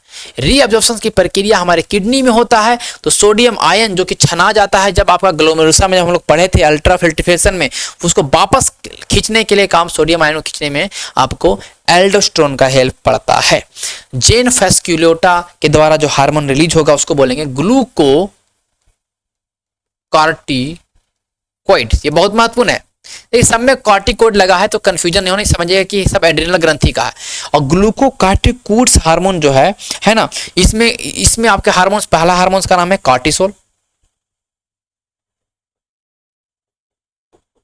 कार्टिसोल है ना, कार्टिसोल है। और कार्टिसोल हार्मोन जो है इसको हम लोग स्ट्रेस हार्मोन बोलते हैं। जब हमारे पास, जब हम लोग स्ट्रेस में रहेंगे तब जो हार्मोन रिलीज होगा और वो हार्मोन है कार्टिसोल। स्ट्रेस हार्मोन होगा तो जाहिर सी बात है स्ट्रेस हार्मोन में हमें ज़्यादा एनर्जी चाहिए। जब हमारे पास स्ट्रेस होता है तो हमारा बॉडी को ज़्यादा एनर्जी चाहिए, हम लोग बहुत सोचते रहते हैं, तो उसमें हमारे शरीर में ज़्यादा ग्लूकोज बनेगा तो शुगर लेवल बढ़ जाएगा, है ना, शुगर लेवल बढ़ जाएगा, शुगर लेवल बढ़ जाएगा। जाहिर सी बात है, बहुत नॉर्मल चीज़ है ना। और ओबेसिटी, मोटापा भी हमारा इससे हार्मोन कारण होता है, ओबेसिटी। जब कॉर्टिसोल ज़्यादा रिलीज होगा तो आपके मोटापा भी हो जाएगा। अब जेड रेटिकुलेट जो लास्ट वाला जो हमारा पार्ट था, जो अंदर वाला पार्ट है, मेडुला के जस्ट बगल वाला पार्ट है, यह है सेक्स कॉर्टिकोइड। सेक्स कॉर्टिकोइड ये इसके हार्मोन्स हैं, वो हैं आपके हार्मोन्स का नाम है एंड्रोजेन। आपको पता है एंड्रोजन के बारे में कि ये टेस्टोस्टेरोन की तरह होता है ना, तो एंड्रोजन बस यहाँ नाम याद रखेंगे, बस इससे ज्यादा नहीं याद रखेंगे, ठीक है, इससे ज्यादा आपको नाम याद नहीं रखना है। समझ रहे बात को? तो ये हमने ऐसे फिगर बनाया ना, कॉर्टेक्स ऐसे फिगर बनाया, जो भी जैसा बन जाए। बीच वाला भाग हमारा क्या था? मेडुला। इसके बाहर जो 3 परत था, पहला परत आपका वो रेटिकुलेट वाला, सेकंड परत जो आपका है ये आपका है फैस्कुलेटा वाला, और सबसे बाहरी परत आपका ये बीच वाला परत है ये, और अंदर वाला परत है ये, और सबसे अंदर तो आपका मेडुला, उसके बारे में हम लोग बाद में पढ़ेंगे। तो जेना कॉर्टेक्स वाला जो पार्ट था उसके हमें कौन कौन हार्मोन है? एल्डोस्टेरोन बीपी बढ़ा देगा, कॉर्टिसोल आपका स्ट्रेस हार्मोन, और एंड्रोजन जो सेक्स हार्मोन की तरह भी काम करता है ना। यहाँ तक आपको समझ में आ गया होगा, यहाँ तक कोई दिक्कत नहीं होगा। समझ रहे बात को? नहीं होगा। अब मैं कुछ बीमारियों के बारे में या कुछ डिसऑर्डर्स के बारे में लिखूं जहां सवाल एग्जाम में आते हैं। एक एक लाइन इस चैप्टर का महत्वपूर्ण है भाई। सवाल हम जब करवाएंगे ना तो वहां पे आपको सवाल दूंगा मैं, बहुत सारा सवाल, ठीक है, तब वहां पे आप आंसर आपको करना पड़ेगा। तब वहां पे अगर आप सही तरीके से नहीं पढ़ेंगे तो फंस जाएंगे, ठीक है। डिसऑर्डर्स, एक होता है एडिशन बीमारी, एडिशन डिजीज, हिंदी में भी लिखते हैं एडिशन डिजीज, एडिशन डिजीज, ठीक है, एडिशन बीमारी एंड एडिशन बीमारी में क्या होता है, हमें बस इतना ध्यान रखना है कि ग्लूकोकोर्टिकोइड, फैस्क्यूला बीच वाला जो पार्ट था मैंने बताया ना, ग्लूकोकोर्टिकोइड की मात्रा हमारे बॉडी में कम जाती है, ठीक है। और साथ ही साथ जो इसके बारे में मैंने बताया था, मिनरलोकोर्टिकोइड, इन दोनों का मात्रा हमारे बॉडी में कम जाएगा। ग्लूकोकोर्टिकोइड मतलब कॉर्टिसोल्स है ना, और आपका मिनरलोकोर्टिकोइड्स में आपको मैंने जो बताया, ये 2 हार्मोन्स की अगर मात्रा हमारे बॉडी में कम गई, दोनों हार्मोन्स हमारे बॉडी में अगर कम आएगा तो हमें जो बीमारी होगा उसको बोलेंगे हम एडिशन डिजीज। तो एल्डोस्टेरोन और आपका एक कॉर्टिसोल, ये दोनों कम गया तो एडिशन बीमारी हो जाएगा। कौन सी बीमारी हो जाएगा? आपका एडिशन बीमारी हो जाएगा, ठीक है। एक होता है आपका कुशिंग सिंड्रोम, ठीक है, कुशिंग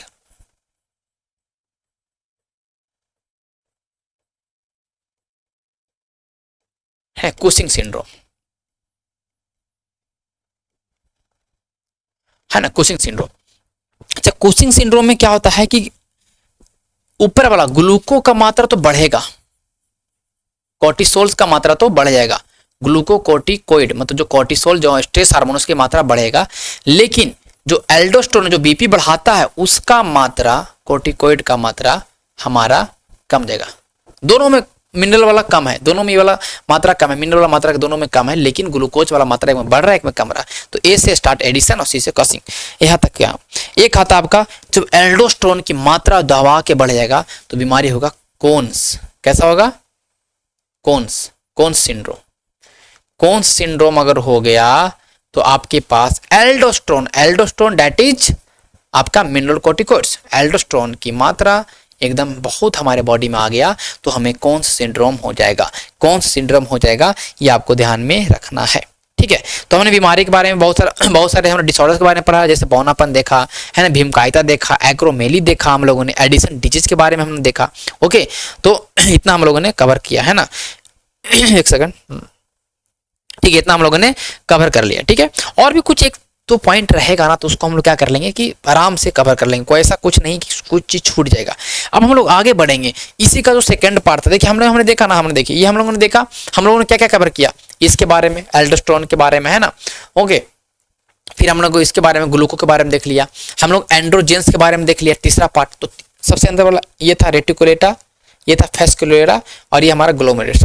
ओके, जो बीच वाला पार्ट है मेडुला, मेडुला से दो हार्मोन्स आपको दिखाई दे रहे हैं।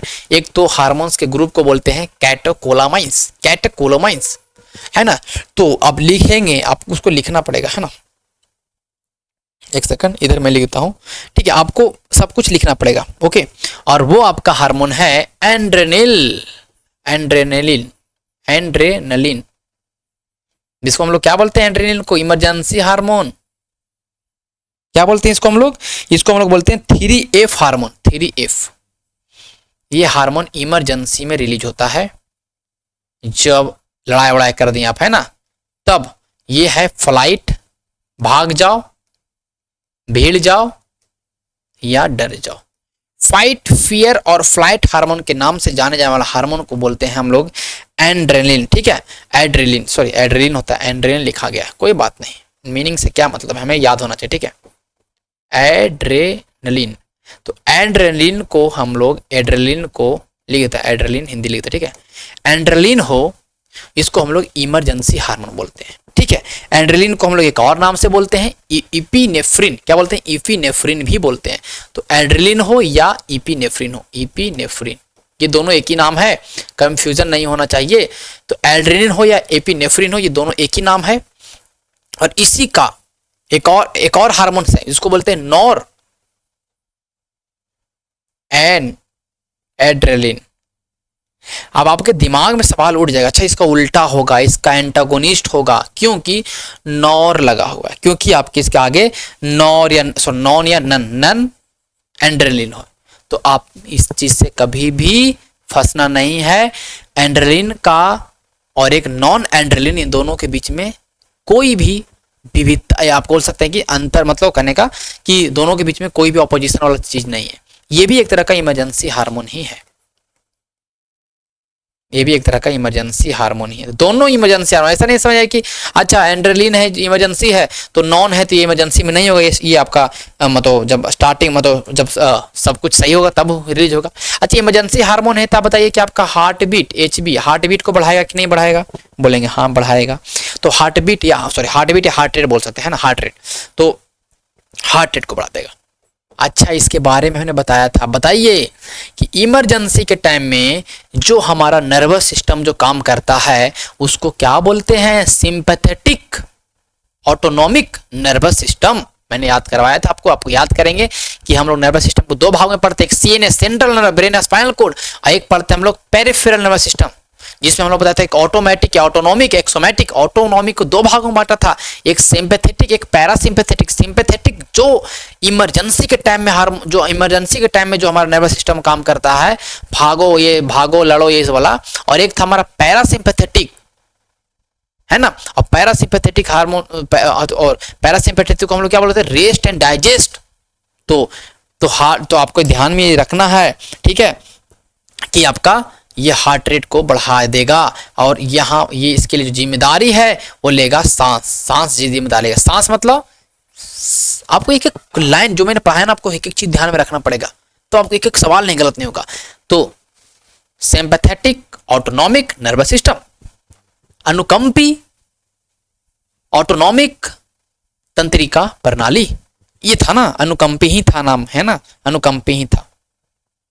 तो आपको यहाँ तक समझ में आ गया, यहाँ तक कोई दिक्कत नहीं होगा, है ना, यहाँ तक आपको समझ में आ रहा होगा, सब कुछ यहाँ तक क्लियर होगा।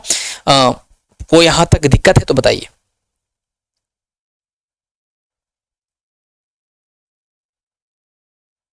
ठीक है, तो देखिए, चाहे तो नॉर एंड्रेलिन हो या एंड्रेलिन हो, दोनों का काम एक ही है। बात पहला बात, दोनों एक दूसरे का अपोजिट नहीं है। इसको एपिनेफ्रिन भी बोलते हैं, इसको नॉर एपिफ्रिन बोलते हैं, इसको नॉर एपिफ्रिन बोलते हैं। तो ये दोनों नाम में कभी भी कंफ्यूजन नहीं, दूसरे का उल्टा नहीं है, इन दोनों का उल्टा नहीं है।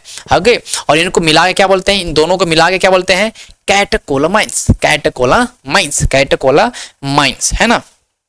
ओके, तो यहां पर आपको समझ में आ रहा होगा, यहां तक कोई दिक्कत नहीं होगा।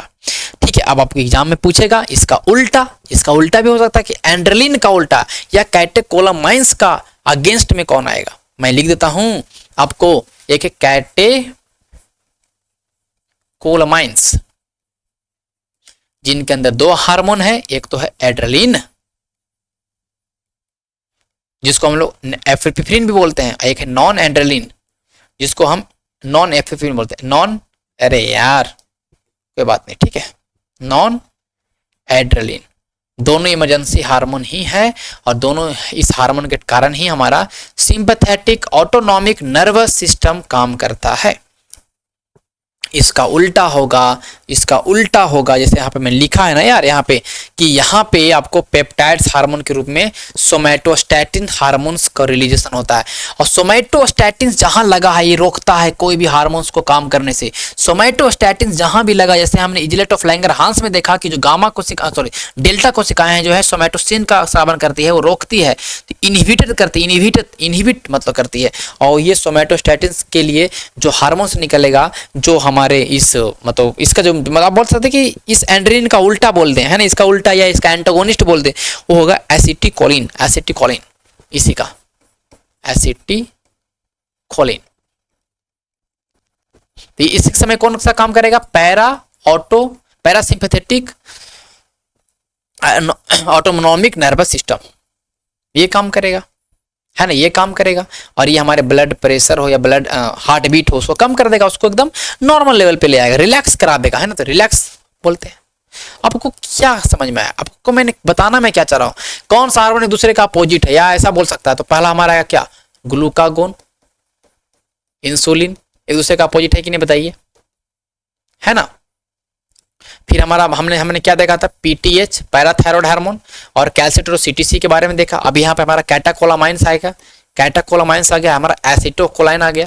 तो ये है इन दोनों का अपोजिट्स, है ना, समझे बात को। आगे चलते हैं, आगे हमारा ये हो गया कंप्लीट, ठीक है, ये हमारा कंप्लीट हो गया। यहाँ पे और कुछ नहीं है। अब अगर गोनाड्स, गोनाड्स मतलब क्या हुआ, गोनाड्स आपके नाम में आएगा जनन अंग, इसको हिंदी में जनन अंग, जनन अंग, जनन अंग, जननांग बोलते हैं। आपको पता है टेस्टिस और ओवरी, टेस्टिस जो आपका है मेल में होता है, अरे यार मेल में होगा, और ओवरी अंडाशय जो हमारा फीमेल में होगा। इसका तो दो काम है, एक तो आपका ये प्राइमरी सेक्स ऑर्गन भी है ना, प्राइमरी सेक्स ऑर्गन है, और सेक्सुअल कैरेक्टरिस्टिक्स,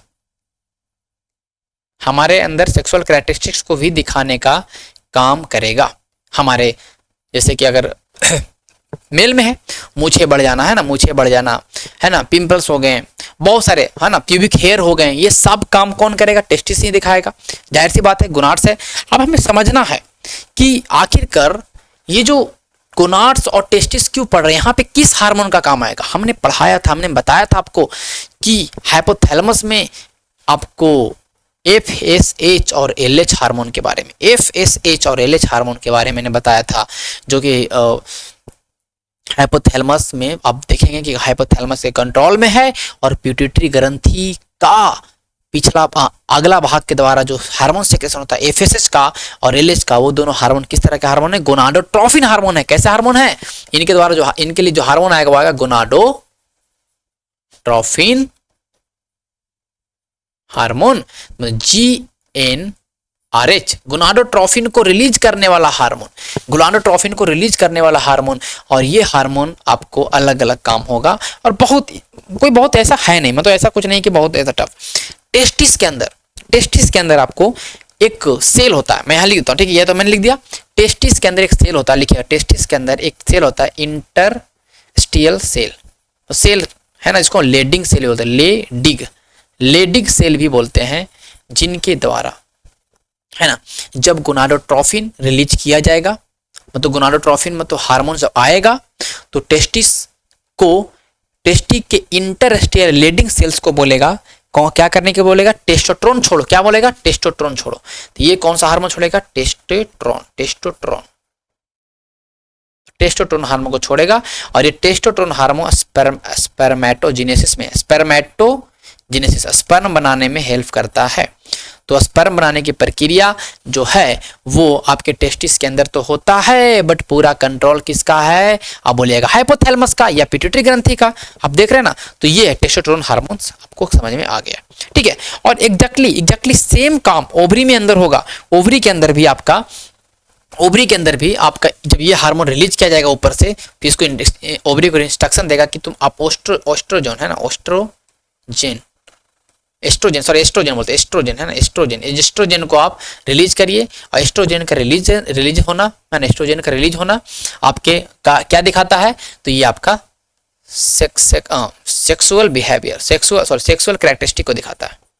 जितना रिलीज होगा तो जाहिर सी बात है कि मेंस्ट्रुअल साइकिल हो गया है ना, मेंस्ट्रुअल साइकिल हो गया, और बहुत सारे चीजें जो होता है वो आपके है ना। ओके, तो ओस्ट्रोजेंस हो गया, सेक्सुअल कैरेक्टर को दिखाएगा। ओस्ट्रोजन एक हार्मोन और रिलीज करता है, उसको बोलते हैं प्रोजेस्टेरोन है ना, प्रोजेस्टेरोन। तो प्रोजेस्टेरोन और एस्ट्रोजन, ये दो हार्मोन्स रिलीज किए जाते हैं आपके जनरली आपके ओवरी के द्वारा, बट ये सब कंट्रोल में किसका है, हाइपोथैलेमस रीजन, जो आपका पिट्यूटरी ग्रंथि देखा वहां से रिलीज में होता है। तो आपको यहाँ तक ध्यान में आ गया होगा, ठीक है।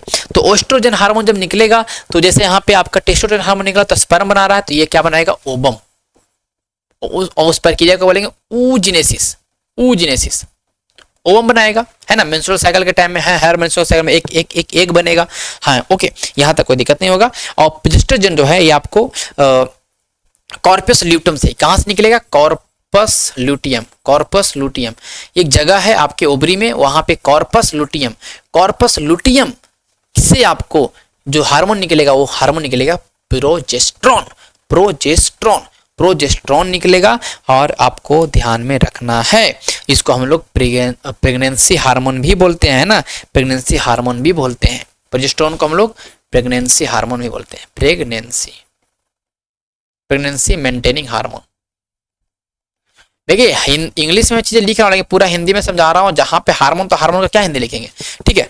तो ये हमारा रहा, देखिए ऐसे होता है, देखिए देख रहे हैं, हाइपोथैलेमस ने कैसा हार्मोन छोड़ा, गोनाडोट्रोफिन रिलीजिंग हार्मोन को रिलीज करने वाला हार्मोन छोड़िए, और एंटीरियर पिट्यूटरी को मैसेज दिया आगे वाला भाग को कि एफएसएस छोड़ो, एफएस छोड़ेगा तो सर्टोरी कोशिका या टेस्टिस में आपका जो सेमिफिलर ट्यूबल्स के अंदर जाएगा, जो मैंने बताया आपका लेडिंग सेल्स है, वहां पे जाएगा और बोलेगा कि आपका टेस्टोस्टेरोन को रिलीज करो, और यह स्पर्म बनाने वाला काम है ना, ये हम लोग आगे पढ़ेंगे। फिर हाइपोथैलेमस यहाँ पर देखिए इस हार्मोन को रिलीज किया, फिर जो बाहर जो एंटीरियर पिट्यूटरी वहां से आपका हार्मोन निकला, ल्यूटिनाइजिंग हार्मोन एलएच निकला और एफएसएच निकला। तो जब एलएच और एफएसएच जब आएगा, फॉलिकल स्टिमुलेटिंग हार्मोन, यहाँ पे कौन सा हार्मोन आ रहा है, फॉलिकल स्टिमुलेटिंग हार्मोन, और एलएच यहाँ पे भी आ रहा है। तो ये जो हार्मोन्स आएंगे, ये एस्ट्रोजन और प्रोजेस्टेरोन नामक दो आपके हार्मोन्स का रिलीजेशन होगा। तो आप लोगों ने देखा सबका काम क्या क्या है ना, सबका बस नाम फंक्शन थोड़ा सा याद रखना है यार, हमें डॉक्टर नहीं हमें बनना है, लेकिन हम थोड़ा सा ध्यान में रखेंगे तो हमें याद, अच्छा एफएसएच था, एचएस था, ल्यूटिनाइजिंग हार्मोन था, कौन सा हार्मोन है, तो एक तरह गोनाडोट्रोफिन हार्मोन है, कैसे जननांग वाला हार्मोन है, तो ये आपको याद हो जाएगा, ठीक है। अच्छा, इसके हार्मोन्स के अलावा, इन ग्लैंड्स के अलावा हमारे बॉडी में और भी चीजें हैं जो हार्मोन्स को रिलीज करती हैं, तो उसके बारे में बता रहा है कि atrial wall of our heart, हमारे हृदय के जो आलिंद का दीवार है, एक बहुत ही महत्वपूर्ण पेप्टाइड हार्मोन स्रावित करते हैं, जिसे एट्रियल न्यूट्रिएटिक फैक्टर भी कहते हैं, है ना, एट्रियल न्यूट्रिएटिक फैक्टर भी कहते हैं, जो रक्तचाप को कम करता है। ये हार्मोन जो रक्तचाप को कम करेगा, उस हार्मोन का नाम है ANF, जो कि हमारे हार्ट के वॉल से रिलीज होता है। ठीक है। एक आपका हार्मोन है जक्स्टाग्लोमल सेल्स के द्वारा एक किडनी, जो हमारा किडनी का एक जगह है उसका नाम है जक्स्टाग्लोमेरुलर सेल्स, है ना, जो किडनी का जगह है, एक हार्मोन को रिलीज कर, उस हार्मोन का नाम है इरिथ्रोपोइटिन। अच्छा, इरिथ्रोपोइटिन है तो जाहिर सी बात है पोइटिन लगा, इरिथ्रोपोइटिन, पोइटिन मतलब कि फॉर्मेशन हो रहा ब्लड का, इरिथ्रो मतलब आरबीसी, आरबीसी का बनना, आरबीसी के बनाने वाली कोशिकाएं, तो एक हार्मोन जो है इरिथ्रोपोइटिन हार्मोन रिलीज करेगा जो इरिथ्रोपोइसिस प्रक्रिया को, तो जाहिर सी बात है कि आपको पता होना चाहिए कि कभी कभी हमारा ठीक है, तो यहाँ पे ये जो हार्मोन रिलीज किया जाएगा हमारा किडनी के द्वारा, और ये हार्मोन हमारे आरबीसी को फॉर्मेशन में बढ़ावा देती है। तो कौन सा सेल है? जक्स्टाग्लोमल सेल। इंडोक्राइन कुछ सेल्स भी हैं जो आपके अलग अलग पार्ट में दिखाई देते हैं, जैसे पेप्टाइड है, जैसे मान लो गैस्ट्रिन में आपके बहुत सारे गैस्ट्रिक जूस भी निकलते हैं, है ना, कोलेसाइटोकिनिन हार्मोन्स है, आपको कुछ गैस्ट्रिक इनहिबिटरी हार्मोन्स भी है जिसको जीआईपी बोलते हैं। तो ये सब कुछ मतलब हमारे हार्मोन्स के अलावा भी कुछ ऐसे हमारे इंडोक्राइन ग्लैंड्स के अलावा कुछ ऐसे चीजें हैं जहां से आपके कुछ ना कुछ हार्मोन्स निकलते हैं। एक दो नाम याद रखिएगा, सफिशिएंट है, ठीक है। देखिए हार्मोन्स को अलग अलग उनके केमिकल नेचर पे अलग अलग तरह से बांटे हैं। कुछ हार्मोन जो पेप्टाइड नेचर के होंगे, है ना, या प्रोटीन नेचर के होंगे, उसमें कौन कौन आएगा? इंसुलिन, ग्लूकागोन, है ना, पिट्यूटरी के 12 जितने भी हार्मोन निकलेंगे सब है, और हाइपोथैलेमिक हार्मोन मतलब वही हाइपोथैलेमस के द्वारा, जैसे ऑक्सीटोसिन हो गया, ये सब जो हो गया, एफएसएच हो गया, पिट्यूटरी के द्वारा, ऊपर वाला जो स्टार्टिंग वाला दोनों हार्मोन हुआ, और इंसुलिन जो पेनक्रियाज के द्वारा, ये सब कैसे हार्मोन है? पॉलीपेप्टाइड या प्रोटीन हार्मोन है। स्टेरॉइड हार्मोन, स्टेरॉइड हार्मोन जो ज्यादा निकलेगा ना, वो सब निकलेगा जानते हैं कहाँ से? वो निकलेगा आपका एड्रेनल ग्रंथि से, और वहां पे आपको जाहिर सी बात है मतलब ज्यादा आता है, जैसे कॉर्टिसोल आपने देखा है ना, कॉर्टिसोल एड्रेनल के बारे में आपने देखा, ओके। टेस्टोस्टेरोन के बारे में देखा आपने, आपको जो कि आपका कहाँ से निकला, तो बोलेंगे आपका टेस्टिस से। फिर आपने देखा स्टेरॉइडल के बारे में, और एक प्रोजेस्टेरोन जो भी आपका निकला ओवरी से। तो ये सारे आपके कैसे हार्मोन है? स्टेरॉइड हार्मोन है। हार्मोन का प्रकार नेचर के होगा। कुछ हार्मोन जो आइडोथायरोइन होंगे, तो आइडोथायरोइन तो जाहिर सी बात है कि जो थायराइड ग्रंथि का जो हार्मोन निकलेगा वो आइडोथायरोइन होंगे। कुछ हार्मोन जो अमीनो एसिड के बने, जैसे कि उसमें आपका नाम आता है एपिनेफ्रिन। एपिनेफ्रिन मतलब एंड्रेनिल हार्मोन कैसा है? बोलेगा अच्छा बताओ, जो जिस हार्मोन को तुम लोग बोलते हो इमरजेंसी हार्मोन, एंड्रेनिल हार्मोन कौन प्रकार में आएगा? तो बोलेंगे अमीनो एसिड में आता है ना। बोलेंगे आपके अंदर जो इंसुलिन निकलता है कैसा? पेप्टाइड है। तो ऐसे करके आप लोग याद रख सकते हैं, और हम लोगों ने इस चैप्टर को कवर किया अच्छे तरीके से। हमने मुझे आशा है कि अच्छे तरीके से आप समझ भी पाए होंगे, और कोई चीज़ ऐसा नहीं होगा जो आप छोड़ पाएंगे, ठीक है। जो वही सेम चीज मैंने बताया, देखिए कि अगर आपको एड्रेनल कॉर्टेक्स के द्वारा हार्मोन्स का स्रावन नहीं होगा, जो कि कहीं ना कहीं कार्बोहाइड्रेट के मेटाबॉलिज्म में हेल्प करता है, मैंने बताया ना इसके बारे में, तो आपको एडिशन बीमारी हो जाएगा, मैंने बताया आपकी उसके बारे में, है ना। तो वही सब चीज़ें हैं जो आपको समझना चाहिए। तो मुझे लगता है कि मैंने आपको अच्छे तरीके से हार्मोन्स को समझा पाया, और लगभग 1 घंटा 21 मिनट का समय लगा, लेकिन हमने हार्मोन चैप्टर को ही नहीं पढ़ा, हमने बहुत अच्छे तरीके से इंडोक्राइन सिस्टम को पढ़ा, और अच्छे सवाल अगर एग्जाम में जो बनेगा ना, आराम से आप उत्तर दे पाएंगे, एकदम कोई भी सवाल नहीं गलत होगा, एक एक चीज। और हम इसका एमसीक्यू करेंगे कल के वीडियो में, और कल हम लोग लगभग, मैं बोल रहा हूँ लगभग 250 प्रश्नों करेंगे, जितना बड़ा वीडियो होगा। लेकिन इस चैप्टर से, मतलब इस चैप्टर में हार्मोन चैप्टर नहीं, पूरा ह्यूमन फिजियोलॉजी चैप्टर से, चाहे वो डाइजेशन हो, चाहे सर्कुलेशन हो, चाहे रिस्पायरेशन हो, चाहे आपका नर्वस सिस्टम हो, चाहे एक्सक्रीटरी सिस्टम हो, हार्मोन ग्लैंड्स हो, आपका मस्कुलर हो या स्केलेटल सिस्टम, इस सब 8, 6, 7 चैप्टर का पूरा सवाल करवा देंगे। एक भी सवाल उस चैप्टर से नहीं छूटेगा, कितना भी टफ एग्जाम में सवाल आ जाए आराम से बना पाएंगे, ठीक है। तो चलिए हम लोग अब मिलेंगे कल की वीडियो अच्छा लगा होगा तो आप लोग शेयर करेंगे जितना ज़्यादा हो सकता है। अभी लाइव सेशन में नहीं ले पा रहा हूँ, थोड़ा सा चल रहा है, लेकिन मैं रिकॉर्डेड सेशन में आपको मैं सारा वीडियो देते जाऊँगा। लाइव सेशन जब भी होगा तो मौका तो मैं लूँगा। लाइव सेशन ही सही रहता है, बट ठीक है रिकॉर्डिंग भी चलेगा, आपको तो पढ़ाने से मतलब है। आप चीज़ों को पढ़िए, समझिए, जो भी मैं दे रहा हूँ बस आप समझ के चलिए कि बहुत अच्छा कंटेंट है, कहीं नहीं मिलने वाला यार। बहुत मेहनत लगता है, बहुत मेहनत लगता है। मुझे ऐसा कोई शौक नहीं है कि मतलब मुझे ऐसा कुछ व्यूज का भी शौक नहीं कि मैं मेरे ज़्यादा व्यूज चले जाए, ऐसा चले जाए, ठीक है। मैं पढ़ा रहा हूँ यूट्यूब पे, मैं इसलिए पढ़ा रहा हूँ क्योंकि मैं पढ़ाने का मेरा थोड़ा सा पैशन है, और मैं चाहता हूँ कि जो भी मुझे आता है, जो भी चीज़ें मैं चाहता हूँ समझाने के लिए, उन चीज़ों को मैं आपके सामने डिलीवर कर पाऊँ, जो अच्छा चीज़ हो, जो कंटेंट है, जो आप ज़्यादा भटके ना। आप जब साइंस पढ़ रहे हैं तो आप ज़्यादा इधर 50 किताब पढ़ रहे हैं, लेकिन आपको सब कुछ एनसीईआरटी निचोड़ सब कुछ मैं आपको यहाँ पे ला के दे रहा हूँ, तो इससे अच्छा वीडियो आपको नहीं मिल पाएगा, ठीक है। चलिए हम लोग मिलेंगे नेक्स्ट वीडियो, तब तक के लिए धन्यवाद।